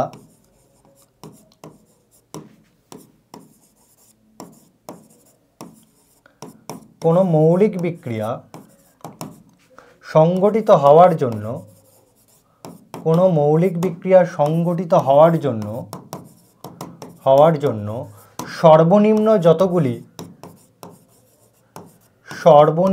যতগুলি তাহলে একটি মৌলিক বিক্রিয়া সংগঠিত হওয়ার জন্য, মৌলিক বিক্রিয়া মানে এক ধাপ সম্পন্ন বিক্রিয়া, সংগঠিত হওয়ার জন্য সর্বনিম্ন যতগুলি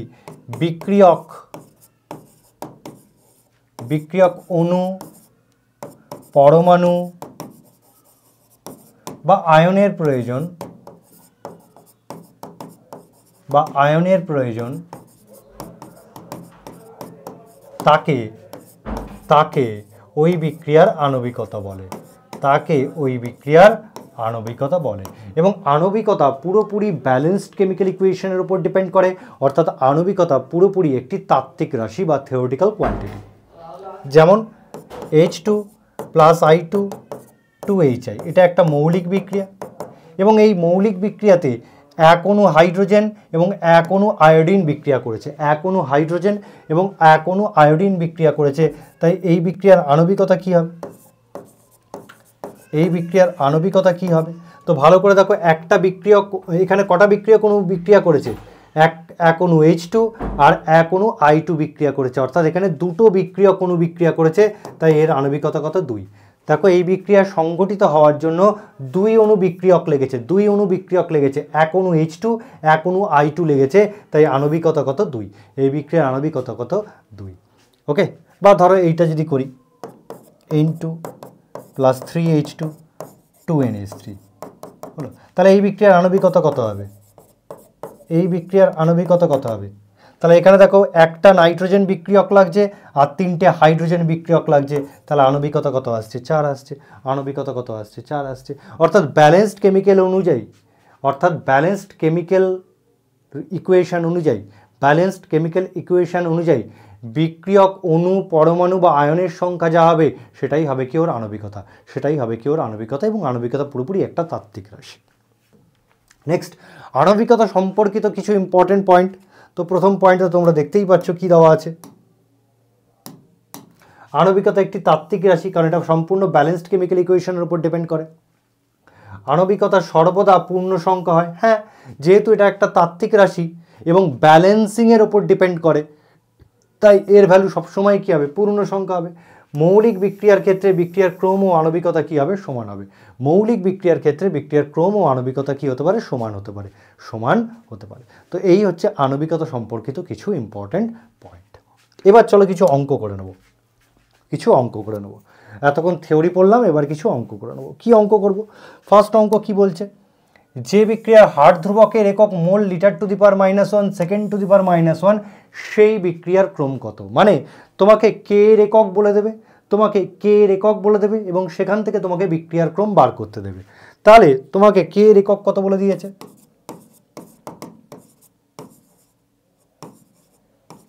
মোল litre to the power -1, second to the power -1।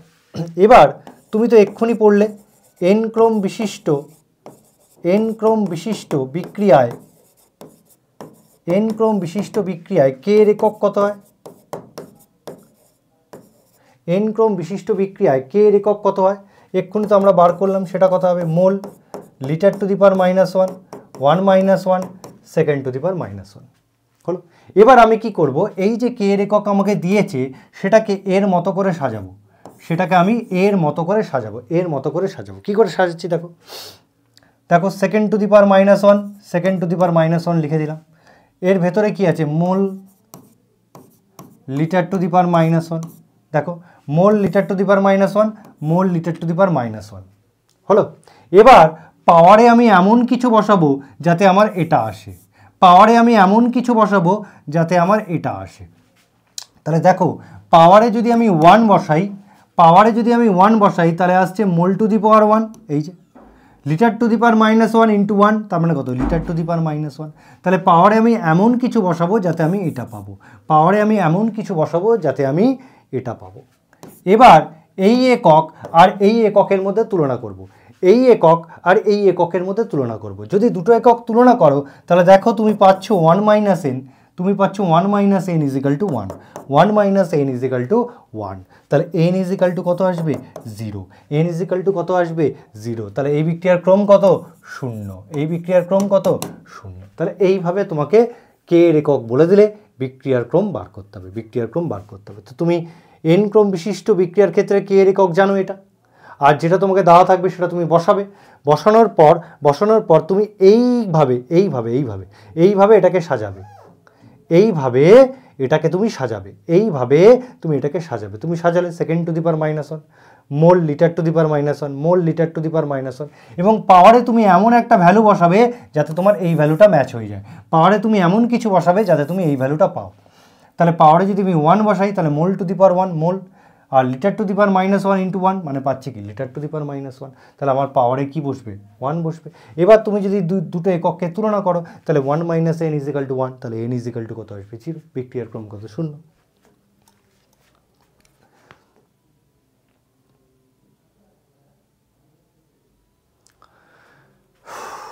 চল এবার তোমাকে একটা অঙ্ক দিয়েছে, বলেছে একটা বিক্রিয়া যেখানে এর সাপেক্ষে বিক্রিয়াটি প্রথম ক্রমের, বি এর সাপেক্ষে বিক্রিয়াটি দ্বিতীয় ক্রমের। তাহলে বি এর গাঢ়ত্ব 3 গুণ বৃদ্ধি করলে,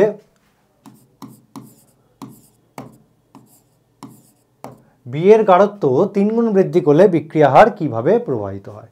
তাহলে দেখো আমি এখানে যা ইনফরমেশন দিয়েছে সেখান থেকে যদি আমি বিক্রিয়া হার লিখতে চাই কি লিখব, বিক্রিয়া হার আর ইজ ইকাল টু এর সাপেক্ষে কি বলেছে প্রথম ক্রমে, তাহলে K concentration of A, B এর সাপেক্ষে কি বলেছে দ্বিতীয় ক্রমের, তাহলে B concentration of whole square.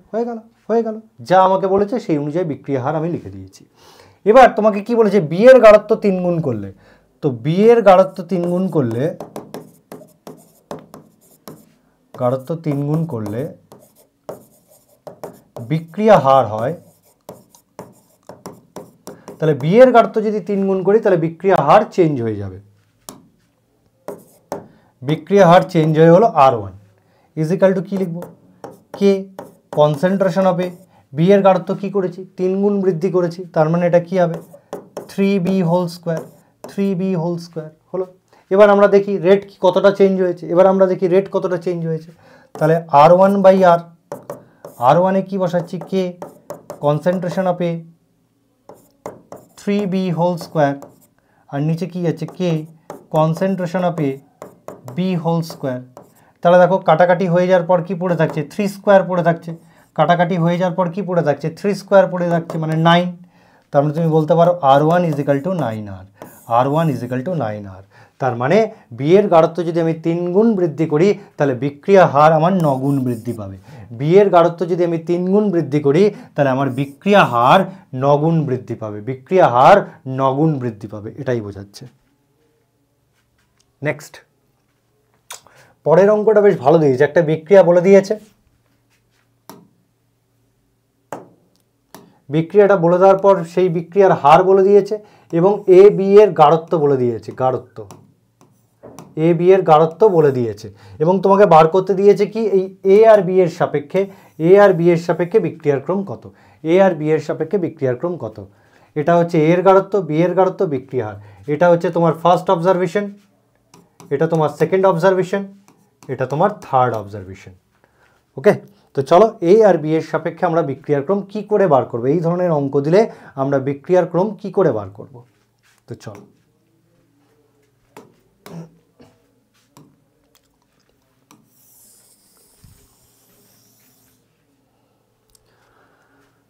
তাহলে চলো দেখি আমরা ফার্স্ট অবজারভেশন অনুযায়ী কি পাচ্ছি। আচ্ছা তার আগে দেখি ধরি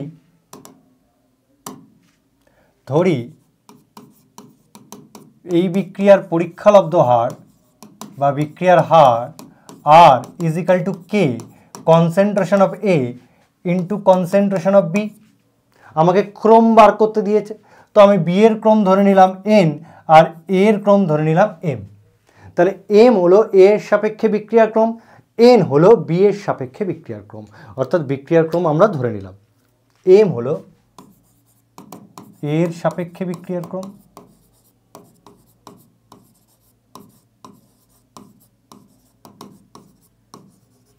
আর এন হলো বি এর সাপেক্ষে বিক্রিয়া ক্রম। আমরা ক্রমগুলো ধরে নিলাম কারণ আমাকে এ আর বি এর সাপেক্ষে বিক্রিয়া ক্রম বার করতে দিয়েছে। এবার আমার ফার্স্ট অবজারভেশনে আমি কি পাচ্ছি? ফার্স্ট অবজারভেশন দেখো, ফার্স্ট অবজারভেশনে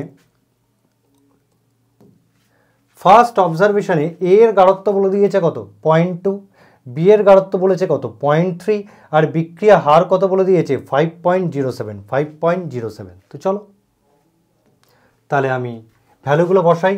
আমার বিক্রিয়া হার ফার্স্ট অবজারভেশনে কত বলেছে? 5.07 into 10⁻⁵ is equal to K. এর গাঢ়ত্ব কত বলেছে? 0.2 to the power m, B এর গাঢ়ত্ব কত বলেছে? 0.3 টু দি পাওয়ার এন। এটাই হচ্ছে আমার 1 নম্বর অবজারভেশন। 2 নম্বর অবজারভেশন আমি কি পাচ্ছি? 2 নম্বর অবজারভেশনে তোমাকে এ এর গাঢ়ত্ব বলে দিয়েছে 0.2, বি এর গাঢ়ত্ব বলেছে 0.1, আর রেট সেই একই 5.07। তাহলে 2 নম্বর থেকে বলতে পারি রেট আমার সেম থাকবে 5.07 ইন্টু 10⁻⁵ ইজ ইকাল টু কে। এ এর গাঢ়ত্ব কত বলেছে? 0.2, সেম রেখেছে। বি এর গাঢ়ত্ব কত বলেছে? 0.1, whole to the power n. Next এবার আমরা 3 নম্বর অবজারভেশনে যাই। 3 নম্বর অবজারভেশনে এ এর গাঢ়ত্ব 0.4, বি এর গাঢ়ত্ব 0.05 এবং রেটও চেঞ্জ হয়ে গেছে 1.43 ইন্টু 10⁻⁴।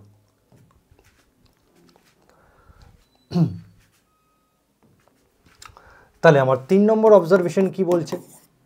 আমার 1.43 ইন্টু 10⁻⁴ কে।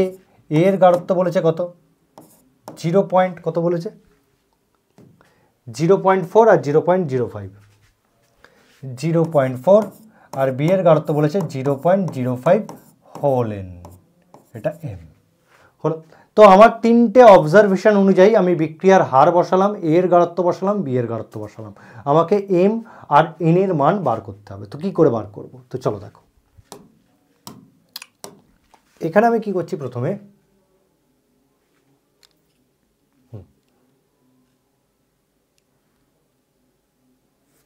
তো আমি এখানে 2/1 করে পাচ্ছি, অর্থাৎ 2 নম্বর অবজারভেশনকে ভাগ করছি 1 নম্বর অবজারভেশন দিয়ে। তো ভাগ করলে কি পাবো? 5.07 into 10⁻⁵ divide by 5.07 into 10⁻⁵।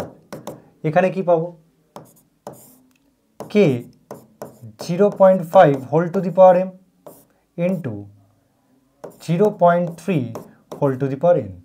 K 0.5 whole to the power m, sorry এটাকে এইভাবে করি। 0.5 কোথা থেকে আসলো? দাঁড়া, এটাকে এইভাবে করি। 2/1 না করে এটাকে 1/2 করি, 1/2 করে পাই। তাহলে ওপরে 1 কত যাচ্ছে?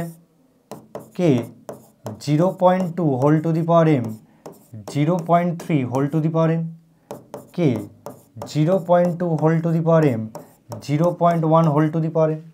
এটাই বসাতে পারি। তো এটা পুরোপুরি ক্যান্সেল আউট হয়ে কত আসছে?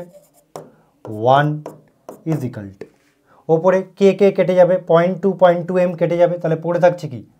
0.3 whole n divide by 0.1 whole n. তাহলে এটাকে কাটাকাটি করলে কত পাবো? 3 টু দি পাওয়ার এন। তাহলে 3 two the power N is equal two কত আসছে? 1।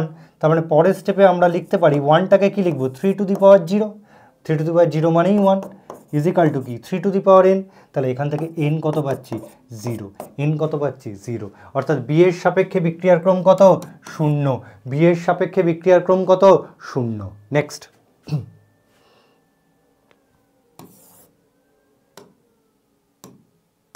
এবার আমরা কি করছি, এবার আমরা এর সাপেক্ষে বিক্রিয়াক্রম বার করব, এর সাপেক্ষে বিক্রিয়াক্রম বার করব।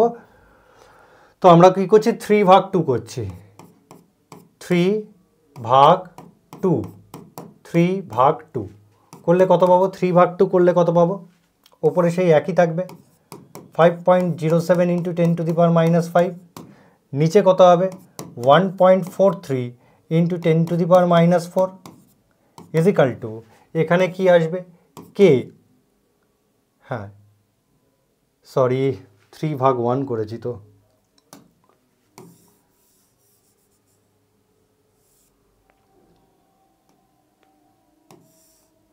3/1 করেছি মানে উপরে 1.3 × 10⁻⁻4, নিচে আসবে 5.07 × 10⁻⁻5, এটা 4, তাহলে কে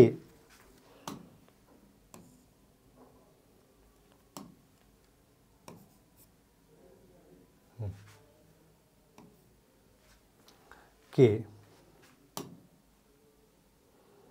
ওপরে যাবে 0.4 whole to the power m,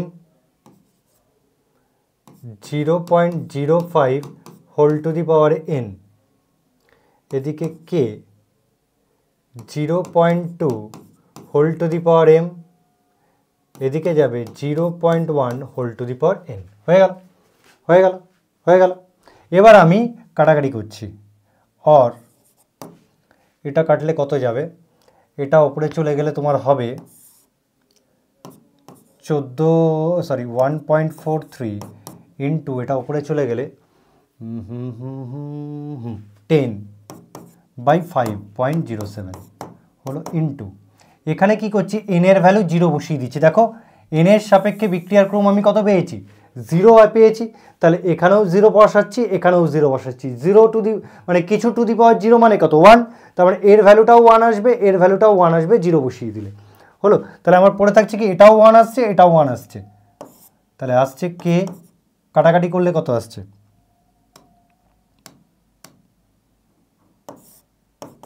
K 0.4 two the power m, K 0.2 to the power m। এবার এটা কাটাকাটি যদি করি, আর এটাকে তুই যদি কাটাকাটি করি, যেটাকে 5 ধর, এটাকে 14.3 ধর, ওই 2.5 বা 6 মতো আসছে, 2.5 বা 2.6 মতো আসছে, ইজিক্যাল টু এখান দিয়ে কত আসছে 2 টু দি পাওয়ার m। এইবার তো সমস্যা হয়ে গেল, এইবার তো সমস্যা হয়ে গেল, কী হবে m এর ভ্যালু কী হবে। তো দেখ এটাকে একটা ট্রিক্স লাগিয়ে করছি, ট্রিক্স লাগিয়ে কি, m এর ভ্যালু তুই যদি 1 ধরিস, m এর ভ্যালু যদি 1 ধরিস তাহলে তোর ভ্যালুটা কত আসছে 2, কিন্তু এখানে তো 2.5 আছে, 2 নেই। m এর ভ্যালু যদি 2 ধরিস তাহলে 2 টু দি পাওয়ার স্কোয়ার কত আসছে 4, কিন্তু এখানে তো 4 নেই, 2.5 আছে। অর্থাৎ 2.5টা কি 2 আর 4-এর মাঝখানে, 2.5টা কি 2 আর 4-এর মাঝখানে, মানে 1 আর 2-এর মাঝখানে কিছু হবে, m এর ভ্যালু 1 আর 2-এর মাঝখানে কিছু হবে, তবেই 2.5 তোর আসবে।